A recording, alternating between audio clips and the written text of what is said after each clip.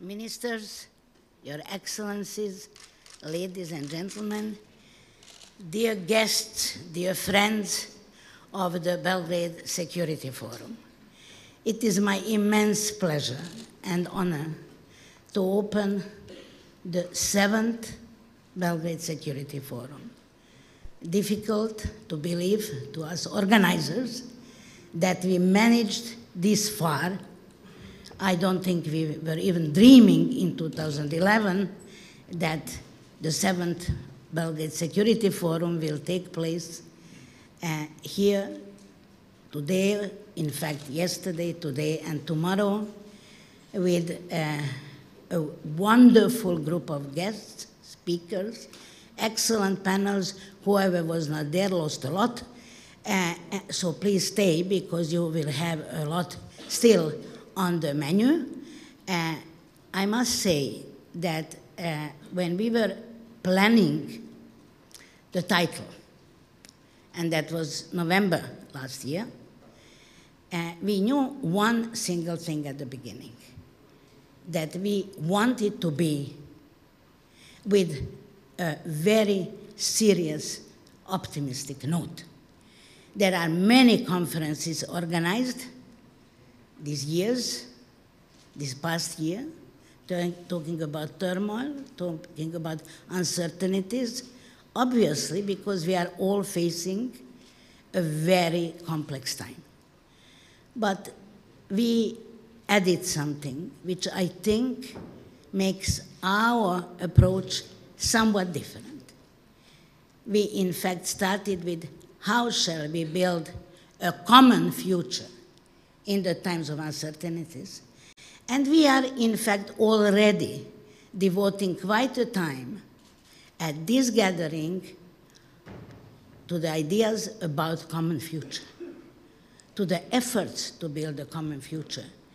One would say we are thinking only about the Balkans and how we will push this region of of Europe into the EU. Not at all. Of course, that is part of our thinking. Of course, we are looking forward to become part and parcel of the European family of people. But that is not everything we had on mind. We had much, much more. Yesterday, there was a great panel on migration. And the major message was common future with the migrants. Common future with all those who are inhabiting this wonderful planet, which, by the way, is pretty much endangered day by day, and who did not have the luck, the fortune to be born in the northern part of the planet. South is moving to the north, not the first time and not the last time. Why? We all know it. Because of huge differences in the way of life, in their own perspective. This is, by the way, why we decided to devote a whole panel to the issue of inequality, because we believe that it is a major challenge when we talk about common future. But of course, I can't go into the whole program. I would love to. I just want to underline that what we are trying to do here is inspire you all, motivate you all for change of paradigm. Either we will shift our paradigm or there will be no common future. And that shift requires a lot. It requires, if I dare to say, a forward-looking approach which will get rid of all the still very strong but already seriously challenged ideological frameworks that our entire planet is exposed to. I don't want to take the time of the panelists. We will have a whole lineup of wonderful speakers. I just want to add to these introductory words that from this place, I would like to honor a very special effort that is proving that even in the parts of the world that are challenged much, much more than we are here, there is energy, there is will to fight for common future. Thus, I am honoring the movement Women Waging Peace of Israel and Palestine, who on September 24th started a 2-week march together through the desert for peace. This is the kind of efforts, this is the kind of thinking that we are looking forward also to be discussed at this forum. Thank you very much for being with us.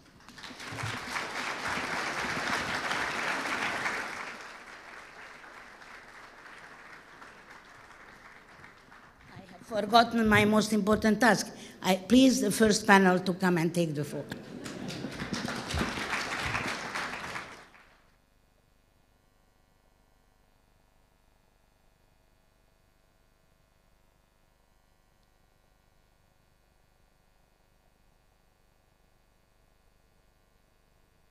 Hello, I'm Tim Judah. I'm the Balkans correspondent for The Economist, and it's my pleasure to open this panel, so please all come and sit down.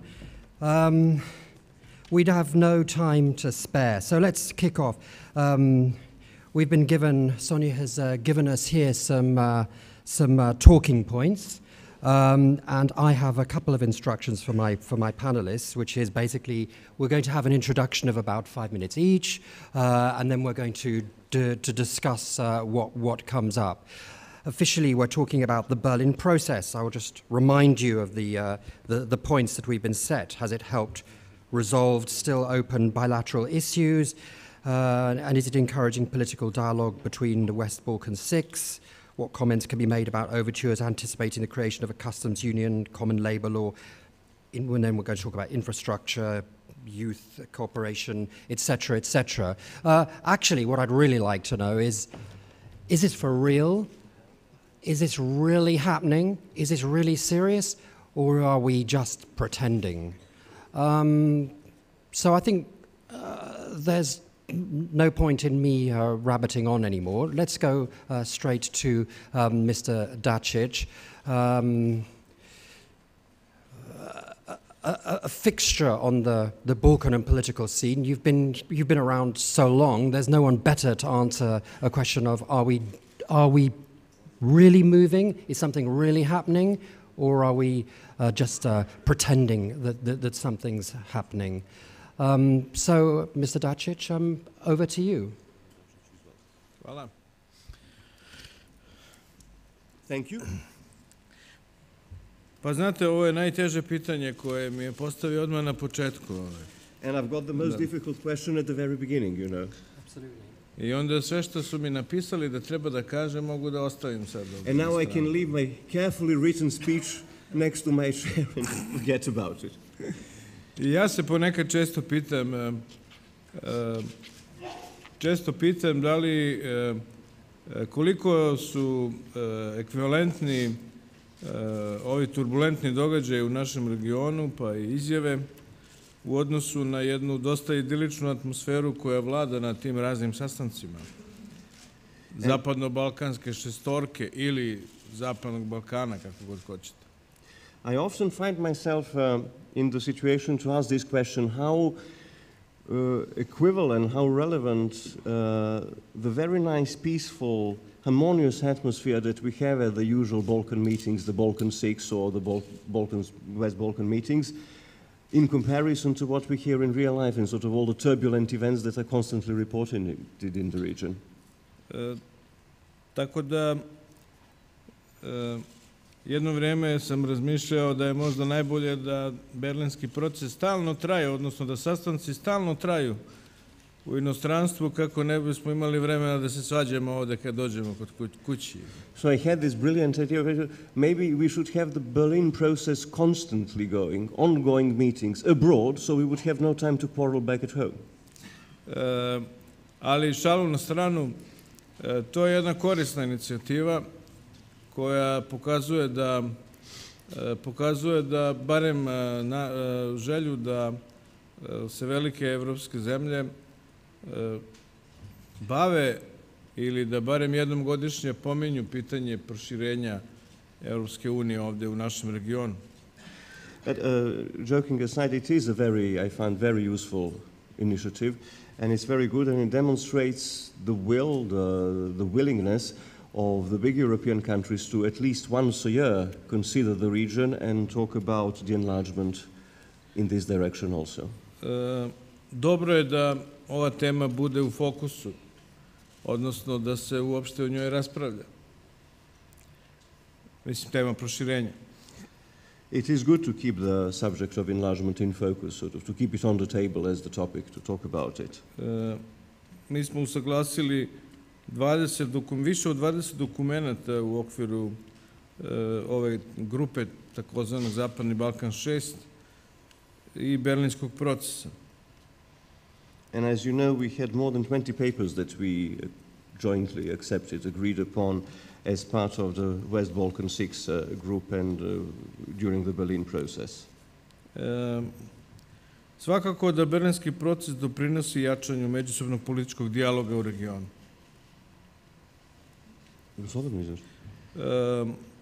Nakon što je Srbija bila domaćin, naravno, nekoliko sastanaka i ovdje je održana 2014. godine u oktobru i domaćin bio prvi sastanak u formatu ministara spoljnih poslova Zapadnog Balkana. It is good. We are beefing up the dialogue. It's happening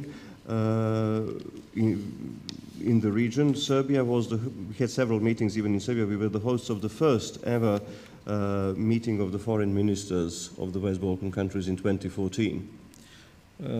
Također, within this usaglašen konsolidovani višegodišnji akcioni plan za uspostavljanje regionalnog ekonomskog područja na Zapadnom Balkanu. Another important achievement is that we have agreed on the multi-annual action plan to establish a joint common economic area of the Western Balkans. Privredne komore u regionu dobro sarađuju.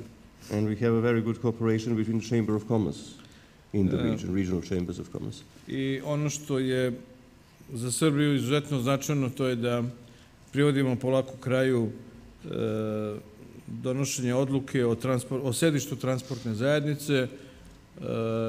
Postoji opšta saglasnost učesnika u procesu da sedište transportne zajednice bude u Beogradu, što je za nas veoma bitno, jer je Srbija ima veoma malo sedišta raznih međunarodnih organizacija u našoj zemlji. We are also talking, and we came to an agreement. There is a general acceptance that within the framework of establishing the Western Balkan Transport Community, the seat of the community will be in Belgrade, which is very good news for Serbia because few and far between international organizations have their seats here in Belgrade, so it puts us on the map. Tu je i regionalna kancelarija za mlade. We have the regional office for the youth. I mnogo projekata koji za sada postoje, ali nisu još operacionalizovani, kao što je izgradnja infrastrukturnih koridora, između ostalog i čuveni taj put o kome smo govorili, Niš-Priština. To sam ja pomenuo na prvom sastanku koji smo imali sa Tačijem, kada je započinjao dijalog u Briselu. I osim oduševljenja iz Brisela, nismo još došli do implementacije tog projekta koji ima ne samo simbolički značaj, nego i otprilike to je jedna žila kucavica koja je važna za protok građana, pa i robe i sa Kosova dalje, ne samo do centralne Srbije, nego uopšte i zapadne Evrope. Another very important thing as part of many projects that were discussed and being agreed on is everything that we talked in the domain of infrastructure, especially road infrastructure.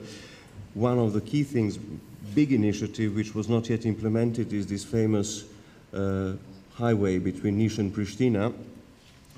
Important link. I mentioned it already when we had the first meeting with Dacic, when we kicked off the Brussels dialogue with Kosovo, and when I came up with this idea, it caused general delight among our Brussels audience, but after the delight there was no implementation yet. However, this is a very important thing. It is not just a symbolic link between Serbia and Kosovo. It is a key artery, traffic artery, which enables both the people and the goods from Kosovo to come not only to Central Serbia, but onwards to Europe. Znači, na kraju mogu da kažem da bez obzira na to što će sada svako da meri neke projekte, koliko su oni, koliko procenata su ostvareni, koliko nisu, mislim da je ova i sama ideja korisna i pozitivna za naš region i mi smo zahvalni svima koji su pokrenuli berlinski proces. Sljedeće godine je Velika Britanija se prijavila da bude domaćin. Iako su otišli iz Evropske unije, ali nisu otišli iz Evrope, tako da zainteresovani su za naš region. I ono što je, eto, pozitivno, to je da ima dosta prijavljenih kandidata da budu domaćini, što znači da imaju interes za sljedeće godine Velika Britanija. Za onu tamo godinu se prijavila Poljska, ali se prijavila i Srbija, kao što znate. Mi želimo da to bude, da mi budemo domaćini jednog takvog skupa. So, regardless of often critical stance, so people are looking at the projects, whether they're implemented or not, in what percent they're implemented. This is a very useful idea, a very useful thing that is happening in the Berlin process. We are very grateful to all those that kicked it off, that organized it, and it is causing a general interest still in the West. Next year we are going to meet in Great Britain. Great Britain expressed the interest to be the hosts. They're leaving the European Union, but they're still remaining in Europe.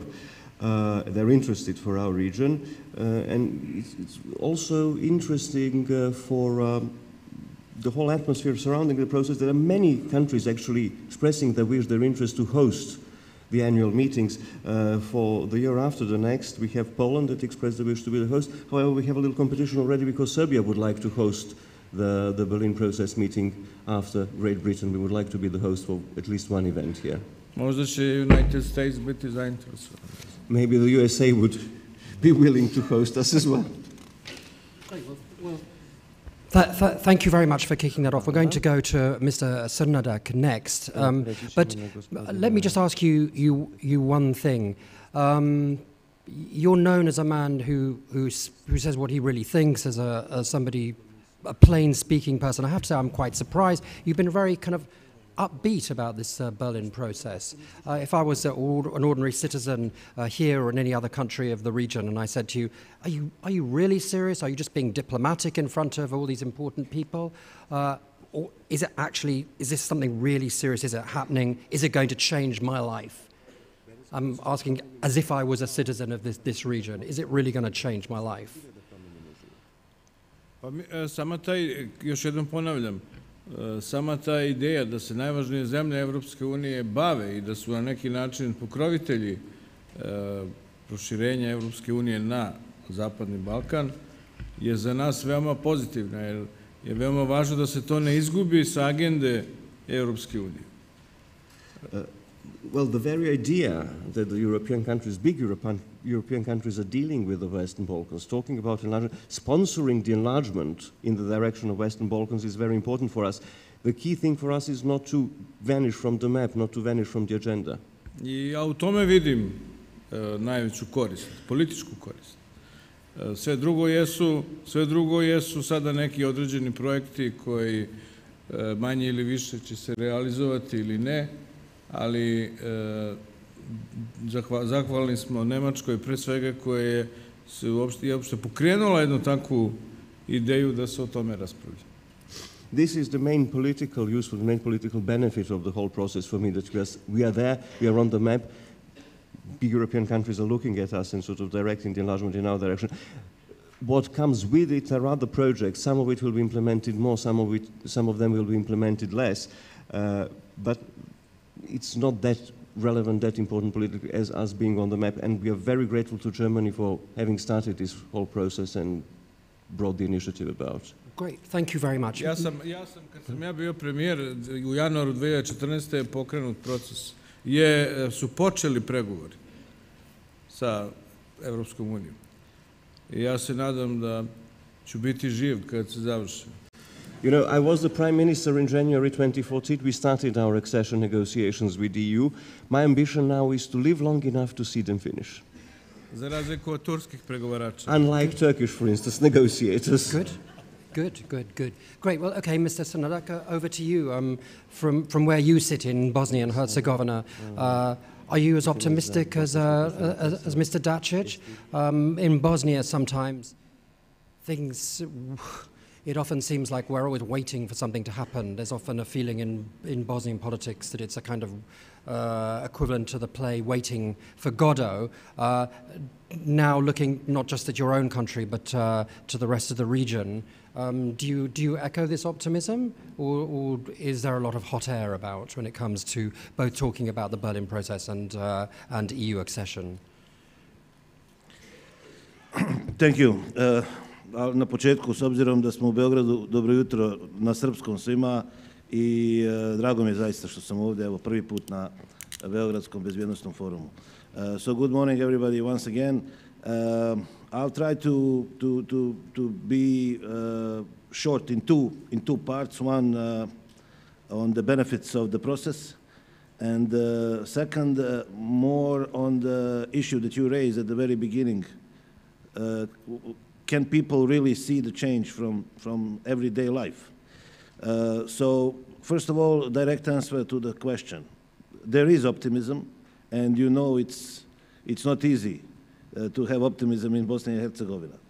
22 years after the war, everybody expected more stability, political stability, a better economy, and certainly that we would be much closer, if not all the way in EU. But there is an optimism, I think, mostly based on a very successful 2016 in terms of our EU integration process. Unfortunately, 2017 wasn't such success. But we still have an opportunity to finish some of the things we started this year and hopefully come to this status of the official candidate in 2018. But a few things on the Berlin process from our point of view. I think there are many benefits. First of all, I think it's important because it put us very strongly on the agenda map of EU. And it's not only the summit in the summer, but I have to say that recently we see a much more honest and concrete focus on Western Balkans from EU. I think it's unmeasurable achievement of the Berlin process. Second, I think it helped us to be more closer together, the participants of the Western Balkan Six. I think it helped us boost cooperation in many fields: economy, infrastructure, security. So we were there, all six of us, before this process, but of course, for different reasons, we were not able to manage such strong cooperation. So many meetings, so many things we discussed and communicate. So I think it's also important. Sometimes, I know it's here in Serbia, I know it's back home. Also, in public you can hear some questions like, is it really so important? Because sometimes it seems that we repeat the same things, for example, from different meetings. But I think it is important because in this region, it's never to be taken for granted, the stability and peace and good relations. So I think we should always invest in this, put a lot of effort in keeping this good open channels of communication and discussion. So this is another benefit for me. Third, I think it's also a direct benefit on the let's say, if you look at it widely, we can call it economy area, where you can speak about infrastructure projects, you can speak about this regional economy integration, getting markets of the six closer to each other, businesses closer to each other. I think the economy effect is also immense, is also huge. And then it brings us also to a very important benefit of the process, which is our joint work on the EU integration process. We are all at different phases. We are all very, very diverse. We have six participants, one of them being Kosovo, 5 other countries, 2 of them not recognizing Kosovo. We have countries that are for a long time candidates, countries that opened, I don't know, so many chapters. You have Bosnia that is not candidate yet. So we are very diverse, but together we are on the same track, EU track. So this is political effect of this. And second, I think it's important that Berlin process helps us. It helps us communicate better with our public, with our own public, because all the good things that come through infrastructure projects, through projects that are seen, used, visible for everybody, for every single person, this does more positive than no matter what statement is made by no matter what minister. So I would say that this sums up a little bit of all the positive things on Berlin process.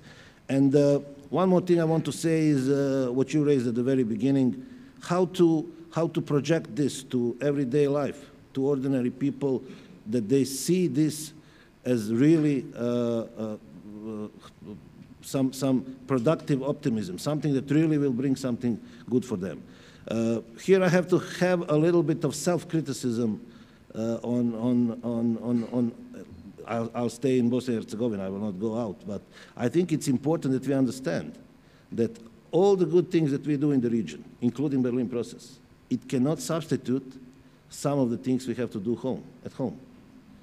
You know, I'll remain in Bosnia and Herzegovina. For example, we have decreasing numbers on foreign direct investments.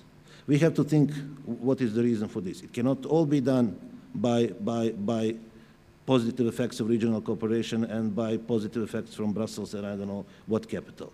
So we have to make some improvements. Council of Ministers, governments of Republika Srpska Federation, everybody else who has the role, or for example, efficient, independent judiciary system. You know, we have our problems with fighting corruption, organized crime, with the resolving war crimes issues. You saw the recent ruling on Mr. Oric, and we have so many things that you know just can be helped from us outside, but actually it has to be delivered inside by our institutions. So this is important that you have to have both so that people get this optimism. Positive effects at home and positive effects of the regional cooperation. Recently, Mr. Juncker said that that he was going to reveal some sort of new or special strategy for Serbia and for Montenegro, who he said were in the lead towards joining the EU. How did you see that? Do you see that as annoying in Sarajevo and unacceptable, or do you see that as actually quite useful because it means that you can go back to Sarajevo and to Banja Luka and say, look, you guys, just get your act together, do the stuff that we need to do so that we can move ahead and get candidate status and speed up. I'm thinking a little bit of what happened when the others got visa liberalization and you didn't. Suddenly, everyone seemed to wake up in Bosnia and Herzegovina and run around and do everything that you needed to do in like 2 months, you know, proving that you're quite capable of doing everything that you need to do when you need to do it. But was Mr. Juncker's intervention useful in that sense, or just annoying? I think it's always useful when we get direct and concrete predictions about how this process will go. Of course, it will be valued and judged upon our performance, but it's good that we have this certainty of the end of the process. So I can repeat just one thing. One initiative I launched last week. I think Bosnia and Herzegovina is at the crucial moment of its Euro integration process. Now it's either we will entirely stop or we will push through. So I think at this moment it's the best moment to have the first joint session of the Council of Ministers and Governments of Republika Srpska and Federation, because in Bosnia and Herzegovina we have very complex system with diverse authorities and competencies. For example, reform agenda that we have gathered around together, it's about 65% the competencies on the entities. So we have to do it all together, and I think now it's time to put aside all the daily politics, the fact that next year is election year, and try to concentrate, like you said, on the things that are really important to make the step forward. Because I believe when we go back to our constituencies and voters, we all have something to say, because in Bosnia and Herzegovina, the support for EU integration process of Bosnia and Herzegovina is huge. But briefly, can you use things like Mr. Juncker's interjection and to basically bash heads back home and say, just do everything that you need to do? Of course we can use it, but you also have to know that it is not something that will I don't know make people delirious, you know, or they have very strong heads in Bosnia. You shouldn't. So it's not a thing that can have that kind of instant effect, but certainly it is something positive. Okay, thank you. Well, we could pursue this subject, but we unfortunately have to move on. And our next panelist is Christian Hellbach, who is a special emissary of the German Ministry of Foreign Affairs for Southeastern Europe, Turkey, and EFTA countries. And of course, if Britain has no deal, then you might be adding the UK to your portfolio as a sort of surrounding countries that you have to deal with. But we're not talking about Britain today. How do you feel this process is going? I mean, very often in the last few years, we've heard how when things need to be done or when there's important questions to be asked, prime ministers or presidents lift up the phone and call you. They're not calling Brussels. So there's some responsibility here. And with that responsibility, how do you feel the process is going? Well, and do you echo the optimism, the quite surprising optimism that we've heard from the two ministers? Yes, I do, and I would like to start by saying a heartily dobro jutro svima. I'm very glad to be here, and thank you, Sonja, for inviting. Yes, I'm very optimistic, and because in the first place, back in 2014, when Chancellor Merkel took the initiative, we thought of a series of conferences, actually 5 conferences, and then we thought it would be over, and now we find out that everyone wants to carry on. So I think that this speaks for itself. It seems to be very successful. People seem to believe that it does add value to the efforts, to other efforts, and mainly the effort to bring the region closer to the European Union. And previous speakers have mentioned a number of areas and specific projects where the Berlin process has done good things and actually added to current efforts, and mainly where the Berlin process has helped the countries in the region to come closer to each other and cooperate more. And I want to just to point at one of the many other areas which are being discussed in the Berlin process and are not in the limelight. And this is the creation of a Western Balkans Research Foundation, which is something we believe is extremely important because it will enable the region to make a leap forward in terms of research and development, which is extremely important for the competitivity of the region, and it might be an important contribution to help the region to come out of the famous middle income trap. So just to call one of the very interesting and useful activities, and I would also very clearly say what the Berlin process is not. It is not meant to be kind of a replacement for European integration. It is very important to make this point because some of the countries in the region have expressed certain reservations because they thought that the Berlin process is just, a prolongation of the waiting room. No, it is not meant to be a replacement for European integration. And this is at least what I can say very, very clearly as a representative of the German government. We do stand by the commitment undertaken by the European Union in 2003 in Thessaloniki. There is a European perspective for the Western Balkans, for Serbia and for the other countries in the region. And it is not because we feel some kind of a humanitarian commitment to the region. No. What drives us is our own national interest. It is in the interest of the European Union. It is in the interest of Germany to bring these countries closer to the European Union.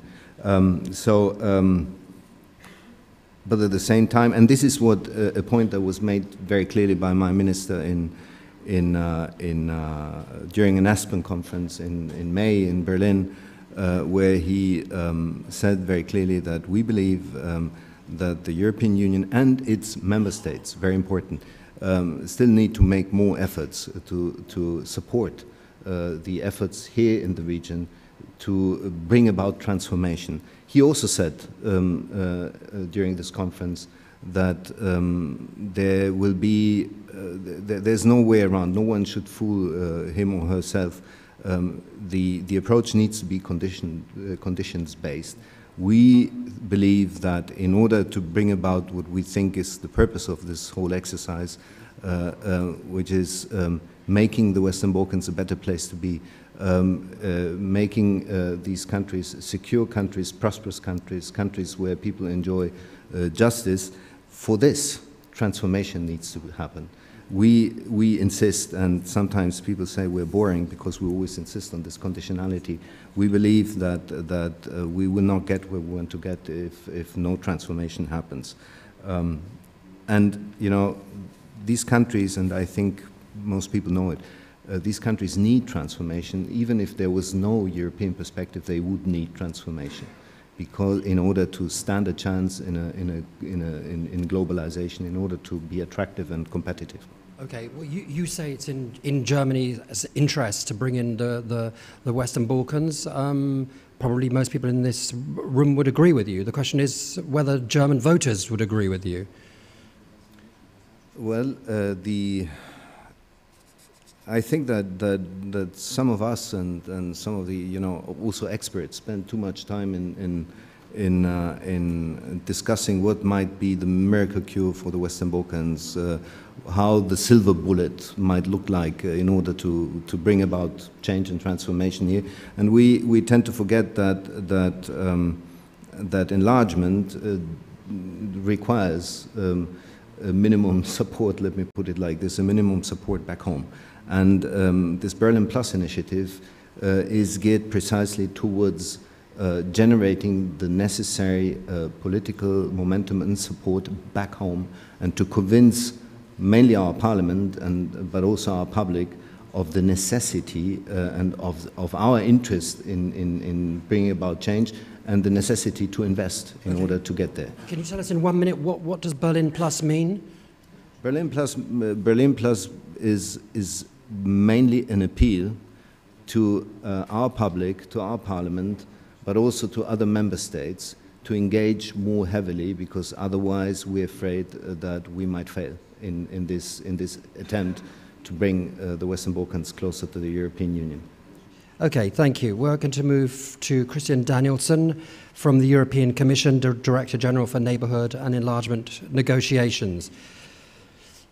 At the beginning of Mr. Juncker's term, there was his famous statement where he said that no country would join within this mandate, which factually was obvious, but it was interpreted in a different way. It was interpreted as putting a dampener on enlargement and calming or how should I put it? I don't want to say sort of putting a damper on enthusiasm, but in a way of addressing those skeptics about enlargement within member states. But now the tone seems to be slightly different, doesn't it? There seems to be sort of more open to enlargement with his statement about Serbia and Montenegro and the new special something that might happen. I'm not quite sure what it is. Maybe you can tell us, and perhaps you can tell us whether you think the Berlin process is useful. So over to you.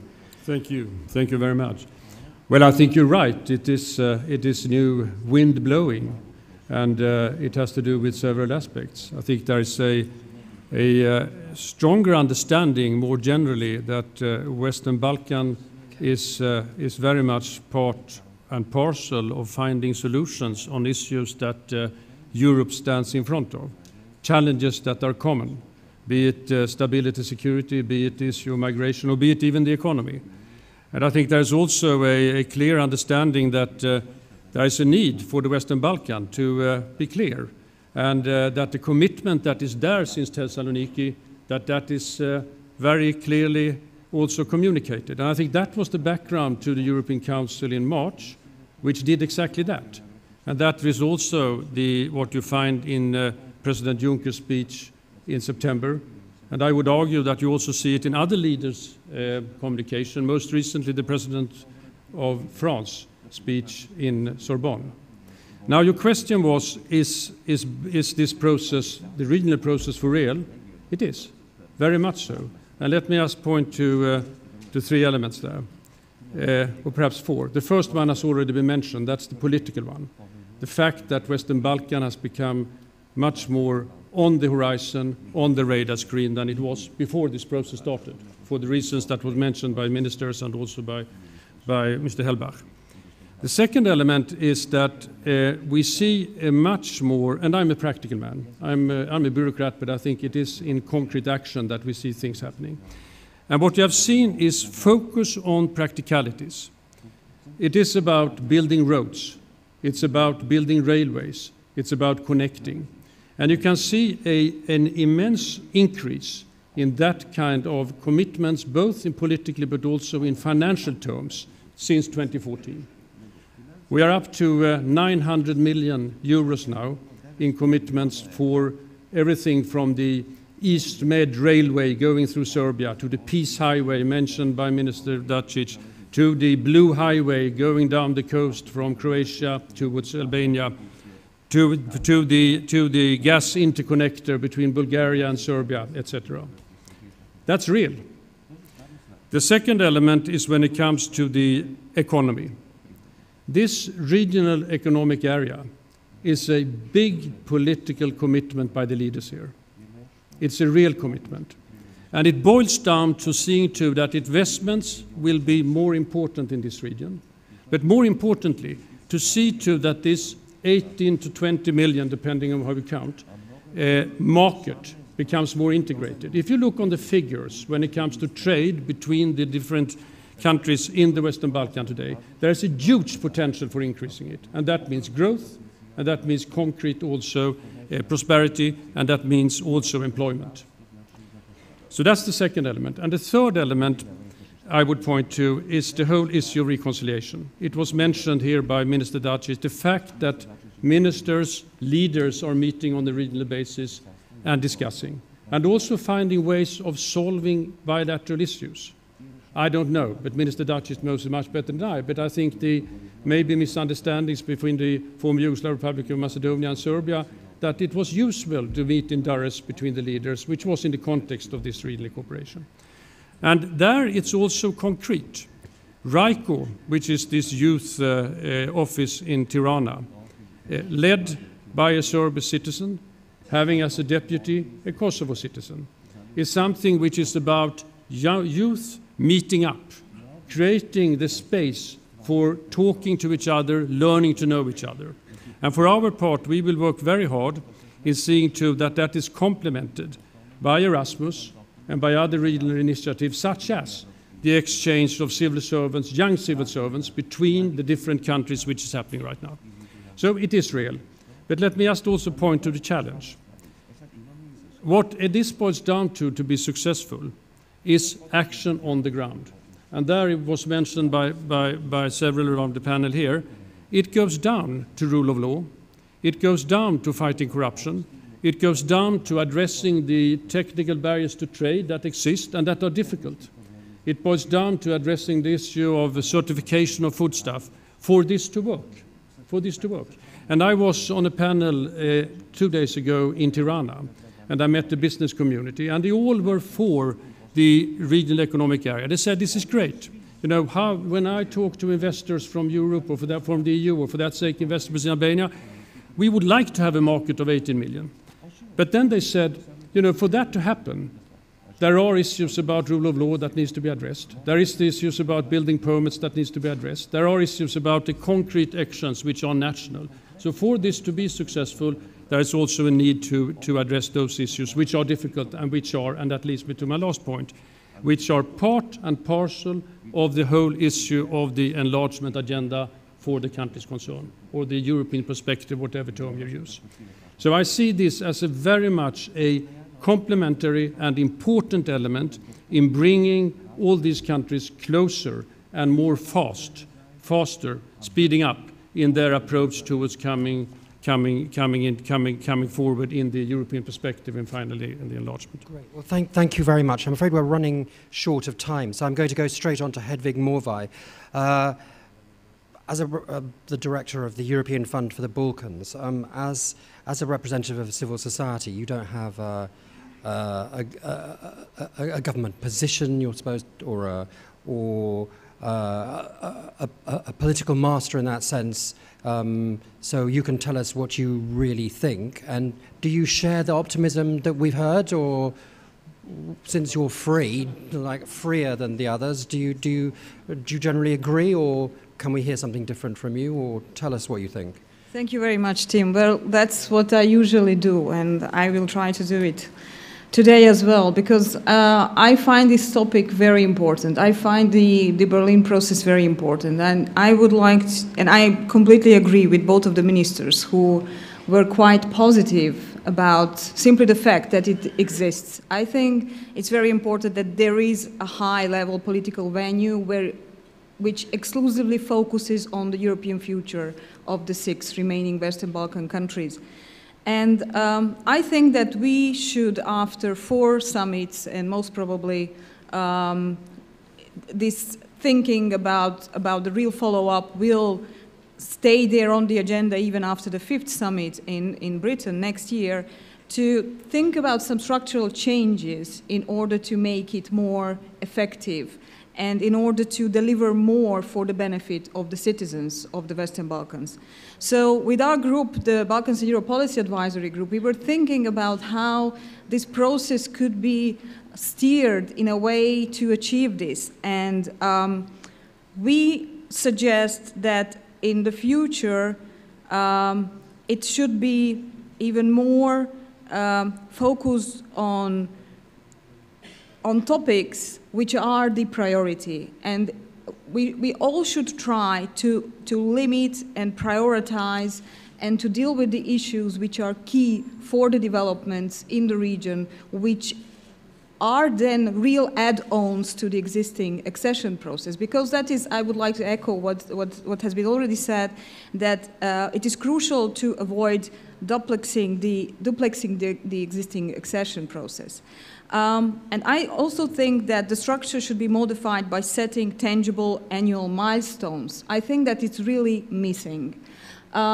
This is the way how results could be maybe measured in a better way, and it would also help the communication towards the citizens and towards the constituencies who have to support the implementation of some of the key initiatives.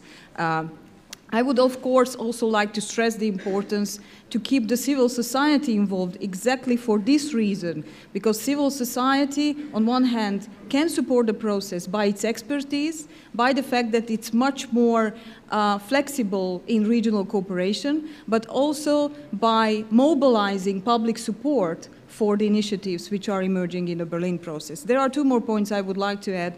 One is related to the fact that I think it would be important to use the Berlin process, which I think it proved itself as capable for something like that, and add this to produce tangible success stories, maybe even every year. It was so many times mentioned that the visa liberalization was the incentive for the region. So let's find something what could be motivating enough, not only for the political leadership in the region, but also for the citizens to, in a way, re-energize the whole European integration story. So maybe we were thinking about the possibility to maybe adopt the agreement of including the region into the Rome like at home European policy. So maybe it could be broadened somehow to the region. There are already serious efforts in solving this roaming issue within the region, so why not to think, again, including the region in the European Rome like at home policy. I'm very much grateful to Mr. Danielsson, who mentioned solving bilateral issues. I think this is something what cannot be what cannot let sidelined. It was a huge success in Vienna. It was launched, there was willingness showed, and I simply cannot think about a real process which is promoting regional cooperation and which is trying to initiate real regional initiatives and to make it sustainable without solving the issues which are actually hampering it. And my final point, I think that the Berlin process could also serve for the regional political leaders to understand that they have the opportunity to take full responsibility for the region's European future, that they have the political avenue to take part in rethinking the future of the European Union, the new European Union into which we are integrating, because we have to be aware of the fact that the Europe of tomorrow into which these countries might get accession one day will look much different than the one with which we started negotiating. So I think this is basically completely in line with the title of this conference. I think the Berlin process is also an opportunity to think about our common future. Okay, thank you. We've got like 2 minutes left, and unless we finish, I think Sonja is going to come and rip away our microphones. But I'm going to ask you one final question to all of you.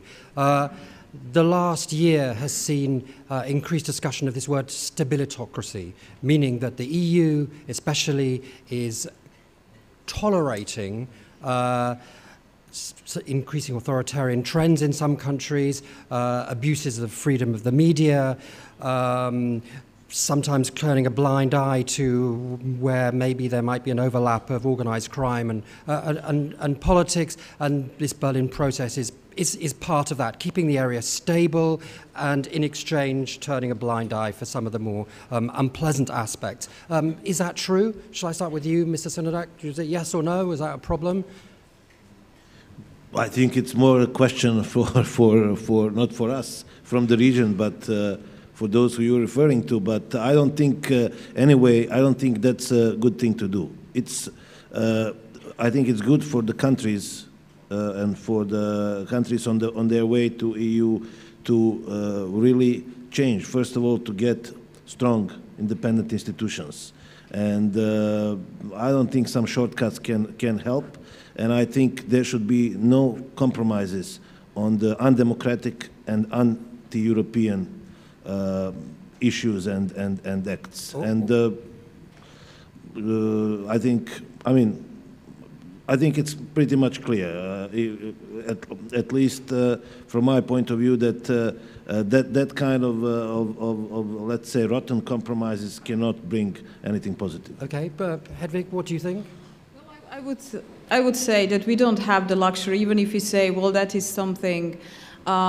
Decline of democracy is something what is happening in the EU itself, and some of the EU member states are facing this problem very heavily as well. But simply the region, the countries of the region have no luxury of accepting it, because we have to deliver in order to change the situation in our countries to live a normal life. Okay, Mr. Hellbach. It is not true, because there is no long-term stability without democracy and without rule of law. And I think that I made it very clear in my first intervention. We do place a lot of importance on these issues. We do believe that what this transformation process needs to deliver is a change of the structures and habits of governance. We need responsible, transparent, and democratic governance. This is the precondition for long-term stability. So I don't see any kind of opposition between stability and democracy. Mr. Danielsson? Not true. Okay. And if we see on the enlargement process, the issue of values, the issue of fundamental rights, the issue of rule of law, the issue of fighting corruption, the issue of fighting international organized crime comes top on the agenda in all discussions we have and in all the things we do.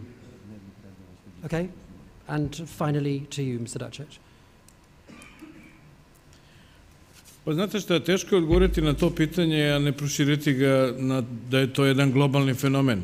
It's difficult to answer your question without broadening it and saying it's a global phenomenon, actually. I da je to prisutno, takav jedan način razmišljanja je prisutan i kod velikih sila kada donose odluku o, da sada ne spominjem zemlje, ali ko je član, kad su izbori za Ujedinjene nacije, pa za komisija za ljudska prava, vidite dobro, kad Saudijska Arabija osvoji ogromnu većinu glasova, da nešto tu nije baš u skladu sa standardima. Ali, s druge strane, imate i demokratske sisteme koji nisu mnogo uložili u stabilnost regiona. Tako da dosta je tu, zavisi šta hoćemo. Ja mislim da bi bilo najbolje da demokratija rezultira time da to bude temelj za stabilne odnose u regionu. I ne verujem da je ovaj naš region previše izuzetan da bi Evropska unija zbog nas pravila takve vrste izuzetaka i žmurila. Mi imamo primjedbe da ona mnogo više žmuri na nešto što nas boli. Da ne vrednuje isto zemlje. Nama se čini da Evropska unija na jedan način, na jedno oko gleda zemlje koje su članice Evropske unije, a na druge zemlje koje nisu članice Evropske unije. Tako da ovima koje jesu članice Evropske unije je mnogo više toga dozvoljeno nego onima koji nisu. Ali, tako da sve ima svoje relativne kategorije. Meni je drago da na kraju da kažem da drago mi je da je Sonja Licht uopšte pokrenula ovaj forum, jer Beograd ima malo ovakvih foruma, malo međunarodnih konferencija. Sa radošću smo primili vez da su se Ruska federacija i Sjemeničke države srele kod nas ovde u Beogradu da razgovaraju o Ukrajini. Srđan Darmanović je došao ovde da razgovara sa Fincima i Šveđankom. Beogradu je potrebna veća međunarodna promocija i veće prisustvo u javnosti. Ja sam zaboravio na prevodioca, izvini, molim te. Nije nikakav problem. Give you this in a second. Možda skratiš na 2 rečenice. Neću, hvala. the Minister told me I can sum it up in 2 sentences. As I said, it's difficult to talk about this without making it a more sort of global topic. This tabulocratic approach is a feature of the behavior of a way of thinking of the big powers today. And if you look how countries around the world are treated, not to cite too many names, what's happening in the UN, if you have Saudi Arabia elected sort of in the human rights boards, then something's not quite as it should be, obviously, there. In our view, the democratic processes in the region should lead to the stability of the region. They should not be compromised. But that's the stable countries in the region, stable democracy, that's what we want, that's what Europe wants. And I do not believe that this region, the countries in this region, have enough specific weight for Europe to make exemptions and treat us in a different way as they would treat anybody else. On the other hand side, I can add that sort of turning a blind eye on this or that, I believe actually that we are the ones who are on the hard end of this sort of blind eye story. It's my impression that Europe turns more blind eye to what member states are doing than as opposed to what non-member states are doing. If you're a member state, you're allowed much more to pass than if you're not a member state. And also I would like to say that I'm delighted that Sonja organized this conference because we need more visibility in Belgrade. I was delighted, for instance, that Russians and Americans met here to discuss Ukraine, or our friends from Croatia met Finns and Swedes also. So that's what we need here in Belgrade, more visibility of the region. Thank you very much. I feel I should apologize because we've run out of time, and I just feel we were just actually beginning. We could have gone on all morning, but unfortunately we're going to now finish this panel because we've got the Prime Minister coming and Ms. Gottemoeller, the Deputy Secretary General of NATO. I've been asked to tell you all to stay there. There's going to be a logistics. They're going to change the microphones, etc., to prepare for the Prime Minister and Ms. Gottemoeller. And I would just ask you to join me to say thank you to our panel.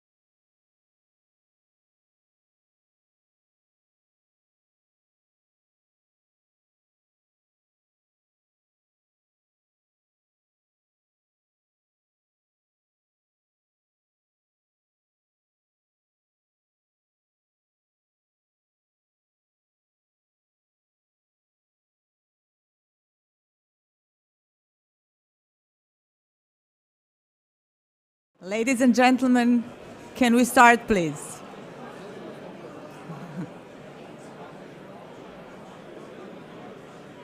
Can we start the panel, please? Thank you.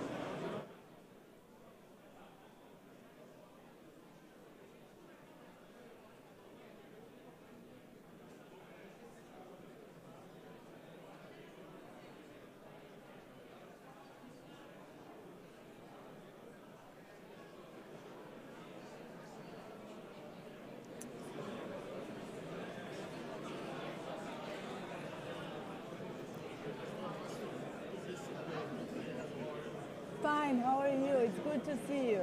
Yeah. Okay.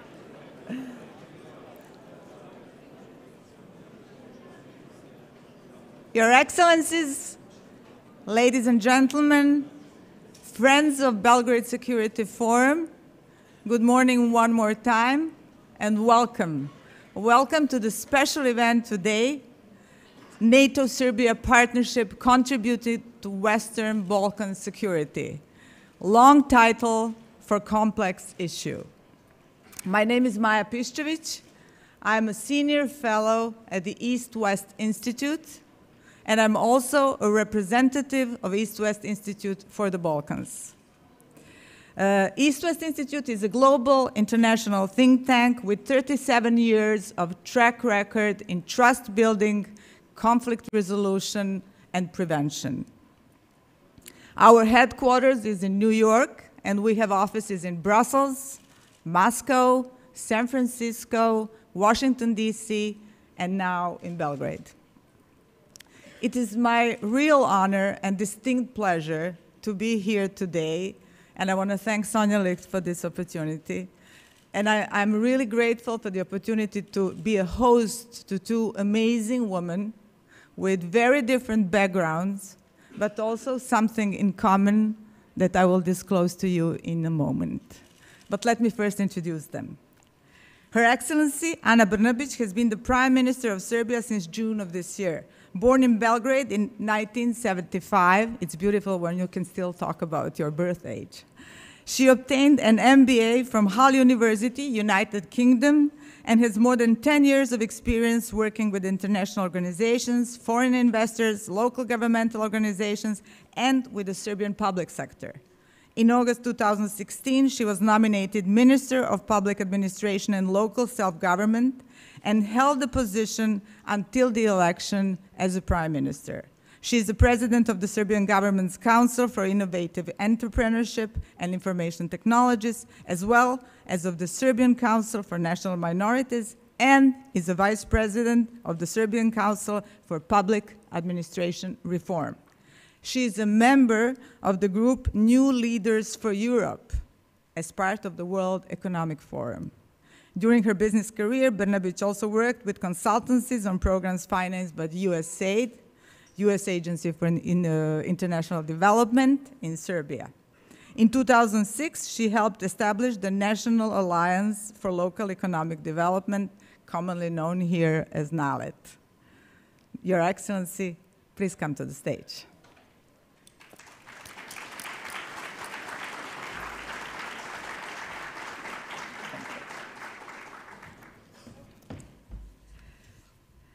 Rose Gottemoeller is the Deputy Secretary General of NATO since October of 2016. Before that, she served as the Undersecretary for Arms Control and International Security at the U.S. Department of State. Gottemoeller was the chief U.S. negotiator of the new Strategic Arms Reduction Treaty, New START, with the Russian Federation. Prior to her work at the Department of State, Gottemoeller was a senior associate with the Carnegie Endowment for International Peace. She served as the director of the Carnegie Moscow Center from 2006 to 2008. And I hear that she speaks fluent Russian. Before that, she served as U.S. Deputy Undersecretary of Energy and Defense, Nuclear Non-Proliferation, and prior to that, as Assistant Secretary and Director for Non-Proliferation and National Security at the U.S. Department of Energy. Gottemoeller served for 3 years as Deputy Director of the International Institute for Strategic Studies in London. She also served on the National Security Council as Director for Russia, Ukraine, and Eurasia Affairs. She received a BS from Georgetown University and an MA from George Washington University. What a career. Mrs. Gottemoeller, please join us.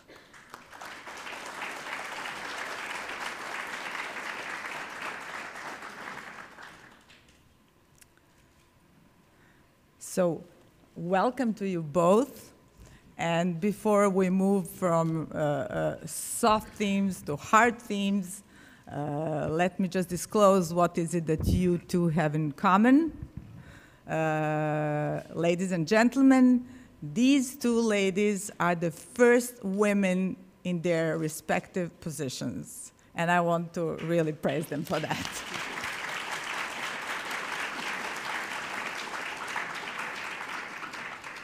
Prime Minister, at your age, was it hard? I mean, breaking the glass ceiling? I think this position is hard at any age, so it was hard and it's still hard. Ms. Gottemoeller, how about you? So many times. Well, I like to say that one can get used to anything, and I'm used to bashing my head against that glass ceiling, so I'm used to it. I'll put it that way. Okay, thank you. Okay, time to move on then. Serbia, whose sovereign choice has been a military neutrality, has come a long way in its relationship with NATO. Serbia joined the Partnership for Peace in 2006, and since then, the cooperation and dialogue have grown. In January 2015, Serbia agreed to the implementation of an individual partnership action plan outlining even increased cooperation in the coming years. A lot has been said and written on alliances' past relations with Serbia. Also, a great deal of speculation remains with regard to Serbia's military neutrality. Both issues have developed over the years. Cooperation have gone up and down, occasionally bringing the relations under serious strain. However, today there are but a few actors as aware and as sensitive to this country's key positions the way that NATO is. So, Mrs. Prime Minister, let me start with you. In the joint press conference in NATO headquarters in Brussels in 2016 with that time Prime Minister Vučić, Secretary General Stoltenberg said that Serbia is, quote, an exporter of stability for the region. Do you agree with that statement? And if you do, tell us, how does Serbia contribute to general regional security in the Western Balkans and the stabilization of the region? Thank you, Maja. It's a pleasure to be here, and thank you for Sonja for inviting me to speak at this important event. I just returned, as you probably know, from the visit. My first official visit was to Brussels, and I wanted to purposefully make my first official visit to Brussels to send a clear signal that Serbia's strategic focus, our main goal, is European integration. Now, for me, and I've said that clearly here, I've said it clearly in Brussels, there is no successful European integration or successful sustainable economic development of Serbia without regional stability. Serbia is the biggest country in the region. It's still a small market. And still, if we have any instability in the region, Serbia, with all of its investment in the past 3 years into macroeconomic stability, fiscal consolidation, will be considered as somewhat unstable. So we won't be able to reap the benefits of our macroeconomic stability and the fiscal consolidation measures that were obviously implemented successfully.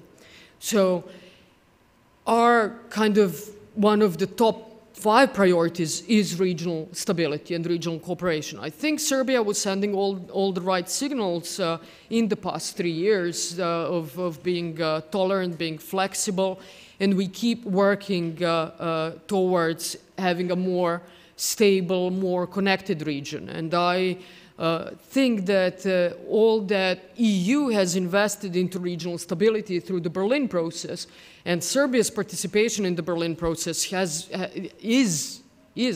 been of instrumental importance in that. So I think that Serbia is an exporter of regional stability. I think there are three key pillars on which I like this kind of analytical thinking, so I sometimes probably am boring to people with my, 1, 2, 3, But the three key pillars to regional stability is certainly connectivity agenda. So these are all the infrastructure projects, and for Serbia, the two main infrastructure projects are obviously the so-called Highway of Peace, Niš, Merdare, Priština, Tirana, Durrës, and the second one is the gas interconnector Niš-Dimitrovgrad, which will enable more of energy diversity for Serbia, and therefore more energy stability. And second pillar is economic agenda, and the full implementation of the action plan for regional economic area that we adopted in Trieste. The third thing, also extremely important, RICO, the Regional Youth Cooperation Office, and the Action Plan for Regional Youth Cooperation, because that is basically what needs to take us forward instead of looking at the past. Thank you. I'd like also your comment, now let's see how it's said, Deputy Secretary General, DSG. I'd like also the same comment from you about the statement that Serbia is an exporter of stability. I know that you agree with the statement by your boss, but give us your interpretation of it and how you see the role of Serbia as an exporter of stability for the region. Yes, clearly the Secretary General Jens Stoltenberg has excellent ties here in Serbia. He's looking very much forward to welcoming the President Vučić to the headquarters in the coming period in mid-November. So their continuing work together, I think, has been very important for your security and also for the security of the entire community of NATO allies and partners. But I would say beyond SecGen Stoltenberg, there's a high degree of regard in NATO headquarters on both the civilian side and the military side for the professionalism of the Serbian armed forces. And so it's in that, I would say, more wonky kind of military professional sense that I would like to say we see a great deal of potential for partnership with Serbia going forward, understanding, of course, that Serbia is committed to neutrality, and we have no argument with that. It's a very clear principle of how NATO operates to say that countries have the right to choose their own security relationships. And we have many, many partners who are also strong security providers. I'm thinking of Sweden and Finland, with whom we work very, very closely. And so I think that there are ways to think about our future as partners, NATO and Serbia, to even expand opportunities.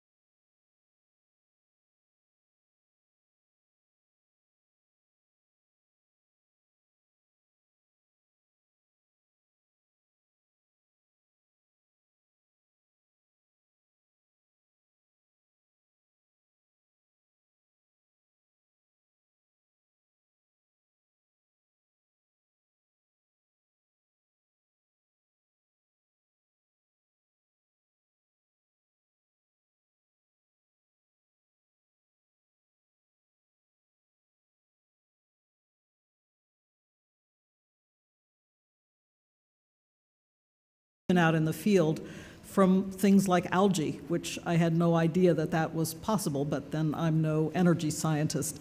In any event, I just wanted to say that there are many aspects to how, and I very much welcome the Prime Minister's comments about the wider field of economic development and where that will lead Serbia in future. But there are many aspects of NATO's cooperation with Serbia that I think help to build regional stability, but also help to build the profile of Serbia as a net provider of security and stability on an international basis.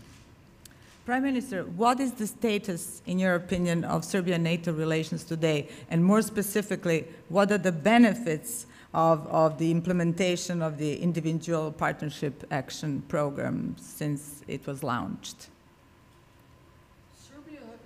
Serbia has excellent cooperation with NATO, and we do truly appreciate NATO's understanding of our committed military neutrality.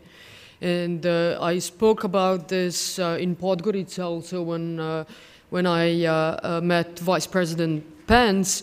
And you know, in the same way, we understand that countries in the region want to join NATO. It is really, we equally appreciate the fact that both NATO and the countries in the region understand fully our intent to remain military neutral. However, we do have fantastic cooperation with NATO, and you know, we are through the Partnership for Peace program. We have adopted the Individual Partnership Action Plan. We have a number of joint military activities together, and you know, I've when I was in my statement in the discussion in the Foreign Affairs Committee in Brussels just the day before yesterday, you know, I said that the perception is truly military neutral through our military activities, and in 2016, I will state the numbers here because I bet most of the people don't know the numbers.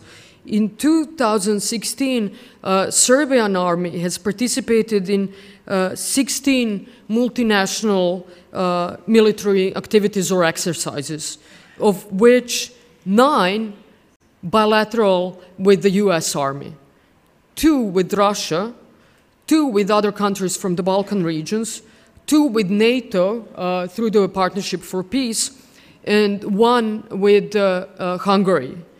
In 2017, to date, we have participated in, our Serbian army has participated in as much as 13 military activities with NATO or its members, of which 7 with the United States, while 2 with the Russian Federation, which are the numbers that show that we are committed to all the parties. And I think the perception that we are, only close with Russia is just a matter of just that. It's the matter of perception and not the matter of fact. Also, one important thing, and I will end with this, not to take too much of the time, is what's important to also state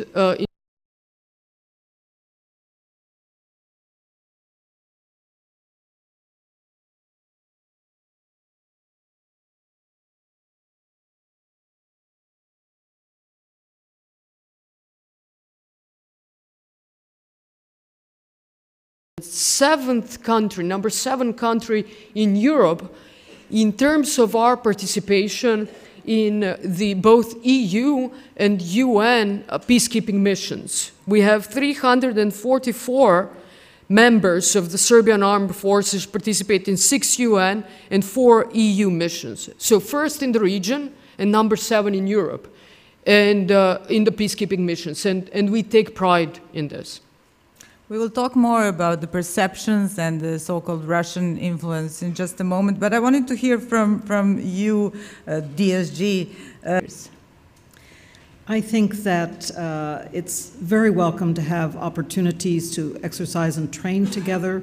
The Prime Minister mentioned ways that we have been exercising and training together, both as NATO, but among NATO allies and Serbia. There are other ways I think we should be thinking about developing our relationship, though, again, to serve the broader interests of Serbia's development. One area that I think is especially promising is in the area of cyber defense. And I very much welcome, again, that we have this opportunity right now. We are looking at our new individual partnership action plan for the coming year to look at how we could work together more to tackle the problems of cybersecurity, cyber defense, but also that is especially interesting. The Prime Minister, I know we've had a couple conversations on this matter, but here is an area where we could really, I think, deepen our cooperation and look for ways even to, so to say, stress test Serbia's ability to be secure and safe in the context of cybersecurity. Exercising and training in this area, I think, is also very, very important and can have some important benefits for Serbia. So the gist of my answer is to say, yes, it's important that we have opportunities to exercise and train out in the field, military forces, that's how you develop military capability and capacity. But I also, you'll hear a theme that I'm going to keep emphasizing today, is that we recognize at NATO headquarters, and although we are a military alliance, there are broad interests that Serbia has in economic development, the overall health of society, areas where I think that NATO, despite the fact that we are a defensive alliance and our focus obviously is on military defense, we can have some broader benefits for Serbia. And I think that's important, that we should be looking for ways to accomplish that. I'd just like to raise one more example because it's so fresh in my mind. We just completed an emergency assistance exercise in Bosnia and Herzegovina a week before last, and the Serbian team there was absolutely great. People get surprised. They say, NATO does emergency response, emergency assistance. Well, it's looking at problems that have been endemic in this part of the world as elsewhere these days. Forest fires. I know in the Western Balkans, an enormous set of problems from forest fires this summer. I have a son living in San Francisco. I'm watching the forest fires in California right now. We've got general problems emanating from climate change, and we really have to look at ways we can tackle them together. One is to have effective emergency responders. People get surprised. They say, NATO works on those kinds of problems, but I want to say, yes, we do. It may not be our prime task, our prime objective. We are a defensive military alliance, but we do look for ways to help develop capabilities and capacity that can serve your broader interests as well. And that is very important to talk about more, perhaps, than we do at this point when we talk about NATO, talking about perceptions. Prime Minister, which are, in your view, the main security challenges, if any, in the region for Serbia? Well, I think in my view, there are two. One, obviously, one is the security challenge that comes from Kosovo and Metohija, and the problem there is that Kosovo and Metohija became a prime source of foreign fighters in Iraq and Syria, and that Kosovo has the highest per capita number of foreign fighters from Europe joining ISIS, with over 300 reported up to December 2016. I think that's our common problem, one of these common challenges that we should be facing together. So that is certainly something that is worrying. The other one, as Rose has already said, is, I think, cyber security and cyber defense. That is something that will be an increasingly present challenge for Serbia. and as you said, you know, I am, as everyone knows, very pro-e-government, because for me, and I think that's the matter of national importance, because I think for you know, it's for our citizens, you know, the time has come that, you know, in the 21st century, we can't have papers, you know, and pushing papers back and forth with public administration. This is also, to me, an answer for the efficiency, for the citizen-centric approach of public administration and the government, and also for fight against corruption. But as we prepare for more e-government, we are now working on registries, important registries, and very, very sensitive registries. Citizen registry, registry of addresses, and so on and so forth, meta-registers, a register of all the databases that we have so that we can connect them in order to provide more efficient services to our citizens and our businesses. But for this, you really have to be very careful about how this data is used, who is this to talk about cybersecurity and cyber defense, and I think these are the two challenges, very different challenges, but equally important challenges nevertheless for us. DSG, always important and interesting to hear same NATO perspective of main security threats in the region of the Western Balkans, please. The Prime Minister already mentioned the threat of terrorism, and as far as NATO is concerned, the threat of terrorism, it's one of our 360-degree challenges, as we say.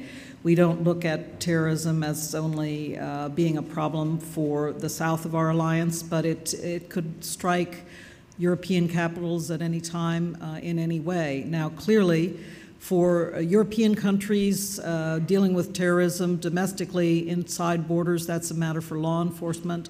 But NATO is trying to look for ways to tackle this problem by, for example, by participating in Afghanistan and helping to build capacity there, train, advise, and assist to be able to defeat extremist forces in Afghanistan, the same in Iraq these days. And by the way, we are very, very glad that Serbia is now working with us on the training of Iraqi military medical specialists. These kinds of things are, as we think about it, they are getting at the fundamental fight against terrorism and being really present out in the field where we have to tackle problems such as the defeat of ISIS. And so this is going to be a continuing priority for the alliance, and I think clearly it affects the Balkans as well, and it is something that we have to continue as NATO in this 360-degree way to work intensely with our allies and our partners on tackling. But the other main point I wanted to raise, in my view, as a threat to stability in this region is corruption. Corruption, again, is something that strikes at the heart of a nation's ability to advance, to develop, to be healthy economically, to tackle important problems that if they are not tackled, will affect the health, the ability to have jobs, the prosperity of future generations. And so the fight against corruption, again, this is something that every government in the region I know is wrestling with. I know the Belgrade government is wrestling with this problem. And for many of our NATO allies, they must tackle these problems as well. How does NATO try to help with this problem? What we try to do is institution building and capacity building to help coming in, working with defense ministries, for example, to help them understand how to do fair contracting so that bribe taking is something that everyone's alert to and is aware of what's necessary to have a proper contract drawn up. Again, it sounds, I like to call it, these are bread and butter projects. This is an English expression, bread and butter projects, but I think about them as being very pragmatic and very focused on developing the internal capacity so that countries are able to fight corruption from within. Because it is corruption, in my view, that is one of the biggest threats down the road to the health and prosperity of countries all over the world, but here in the Balkans as well. And that means the future health of your young people, their ability to find jobs, and their ability to have a good life for themselves. Prime Minister, given your economic agenda and the importance of your portfolio that you place on the regional cooperation, how do you look at the fact that 4 countries in the region, Slovenia, Croatia, Albania as the first of them, and now Montenegro, are members of NATO, and there are 2 aspiring countries, obviously Bosnia and Herzegovina and Macedonia. Does that affect the quality of regional cooperation? And please let us know in a positive or a negative way alike. Yes, as I said, I mean, we fully respect their wish to join NATO, and that in no way changes our position on joining NATO, nor do we see that as any kind of threat to our territorial integrity, sovereignty, or foreign policy. So as long as Serbia is as it is today, as I said, really truly by NATO and other countries in the same way as they respect our position on this issue, we obviously have no problem. In terms of economic development and cooperation, that can only foster these things. Again, as I said, and what was especially interesting to me, and really, by preparing for these kind of panels and meetings, I get a lot of information that is not really shared publicly, I think, enough for us to understand, from our partnership with NATO, through Partnership for Peace and through IPEP, we have fantastic cooperation, but in different ways, which I think should be promoted. And one thing that I did not know, which is extremely important and very beneficial for Serbia, is this program, Science for Peace and Security. Do you know how meaningful and important this is for Serbia? We have, and here I have a list of projects that are ongoing or recently completed, and I think these are very important also, not just for science, for research and development. These are the projects that we would not be able to invest in or have a significant know-how or, for example, equipment or technology to work on these. And they are very important for our economic development, for our future sustainable, dynamic economic development. We have here projects that involve Institute of Physics from the University of Belgrade, Faculty of Electronic Engineering from the University of Niš, Faculty of Mechanical Engineering from University of Belgrade again, Faculty of Physical Chemistry, University of Novi Sad. These are the projects that will enable us 2 things which are of key importance for Serbia in terms of economic development, to go back. One is the transfer of know-how, extremely important for us. And through this transfer of know-how, they will enable us, for these people, to remain in Serbia. So less of a brain drain, which is a huge problem for us. But through these projects, they can realize themselves as scientists in Serbia to work on cutting-edge technologies. And secondly, this will enable us, step by step, to go through investment-driven economy, where we are today, to innovation-driven economy, where we want to be. And so this is kind of cooperation with NATO that I would like all of us in Serbia to promote more, because I think it's important and not many people know about it. I love how you talk with passion about regional cooperation always. The only other theme that you talk as passionately about is e-government. You said in one interview that it's fantastic that Montenegro has joined NATO. Why isn't it important for NATO that one relatively small country with small army becomes the member of the alliance? Well, first of all, we are truly delighted that it is fantastic that Montenegro is now our newest member of NATO. I was so happy when their flag went up at NATO headquarters this summer. It was thrilling to be there and thrilling to watch. It doesn't matter how large an army is. It is whether a country has a skilled armed forces and can contribute to NATO operations and missions, and is willing to participate in our joint objectives, really to provide for peace and security in the NATO region. And so I think, we see as Montenegro as participating in providing for the peace and security of Europe as a whole, and certainly here in the Western Balkans. So, it's a funny question to ask. We have countries in NATO that are enormous. My own country, the United States of America, is enormous.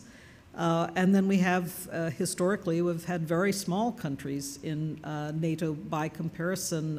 Where our headquarters are today, Belgium is not a large country by comparison even in Europe, but they have always been welcome at the NATO table as long as they share NATO's goals and objectives, and they share a regard for the importance of peace and stability in the NATO region. So I think it's an odd question, quite honestly. There were some questions of that kind asked, coming from various directions. Well, why Montenegro?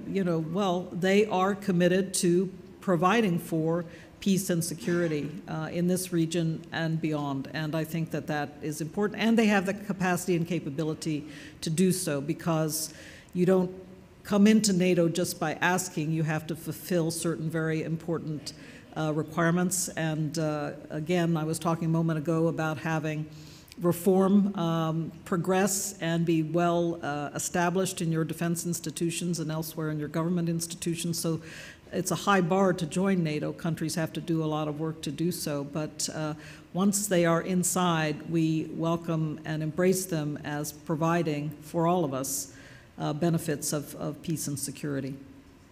Thank you. There has been a lot of talk about the Russian influence in the Western Balkans, but actually not only in Western Balkans, but in Europe, and I think in the United States these days as well. For instance, there's the issue of Russian-Serbian Humanitarian Center, but there's also talk about Russian soft power, most notably in the area of the media. So, Prime Minister, what is the position of the Serbian government with regard to this matter? And how do you view the relationship with Russia in the context of the Serbia's proclaimed military neutrality? Well, as I said, I gave you the numbers that clearly show that we're committed to military neutrality, and that perceptions are in fact perceptions and not facts. And I would again like to call on all of us to not just talk about perceptions, but facts. And for Serbia's relationship with Russia, I think Serbia has been very open and honest about that relationship. Obviously, that's one of the key points of discussion when I go to Brussels, or when we have meetings here in Belgrade or anywhere else, when we talk about foreign policy and Serbia's EU integration. Now, Russia is a big friend of Serbia, and we have obviously, we have traditional, cultural, religious ties with Russia. We also have an important economic ties with Russia. We have free trade agreement signed with Russia. Russia is our important trading partner, but Russia is a partner to many countries that are EU members, trading partner, economic partner, you know, they're extremely important partner, energy partner to the European Union. And so in that respect, as long as we're open and honest about this, as long as we can show numbers for our military neutrality, I think, you know, there are no obstacles to this, this partnership and this friendship continuing in terms of, you know, in terms of our strategic road to the European Union. DSG, very directly, does NATO see Serbian-Russian relationship and Russian influence as a threat to security in the region of the Western Balkans? Well, look, there is clearly great concern among NATO allies about the security challenges that Russia has posed. We have embarked in recent years, again, in focusing on common defense because of the Russian seizure of Crimea in 2014 and continued destabilization of the Donbass, eastern sections of Ukraine. We see pressure against NATO countries of various kinds. You mentioned on the more quote-unquote soft side in terms of information campaigns, but also we've just watched the end of the Zapad 17 exercise, which I don't want to, you know, I don't want to whip out of proportion. The Russians regularly exercise in that way. Last year it was in the Caucasus, this year it was Zapad, next year it will be Vostok. So we recognize, and every country has the right to exercise its military forces, as Serbia does, I'm sure, every week of the year.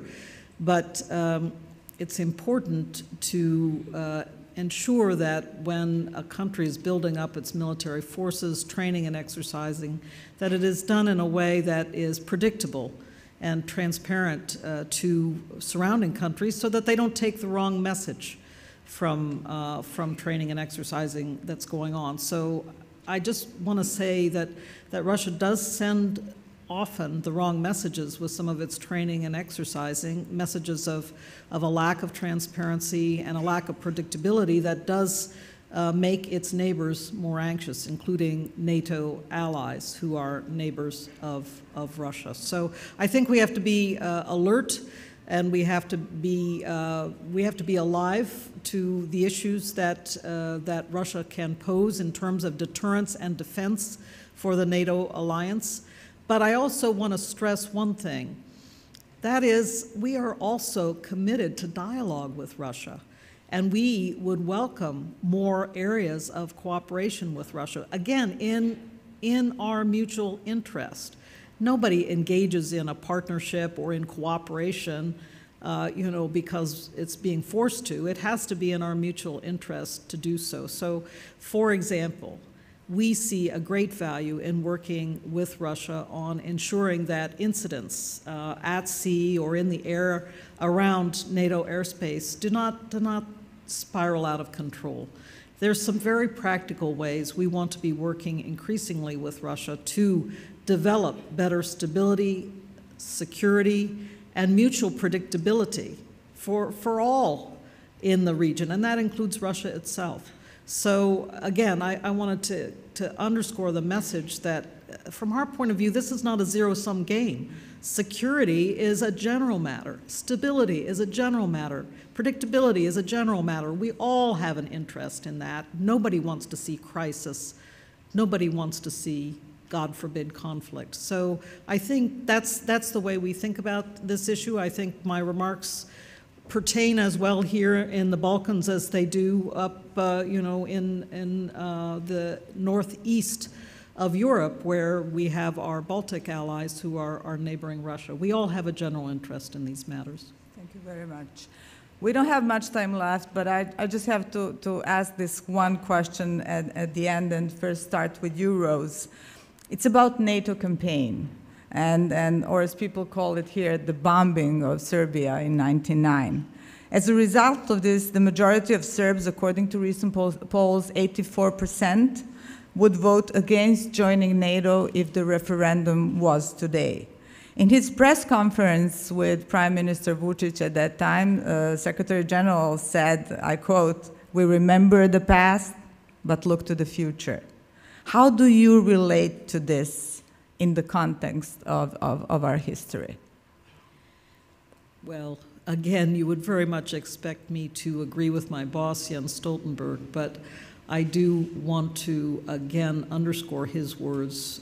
We remember the past, but we look to the future.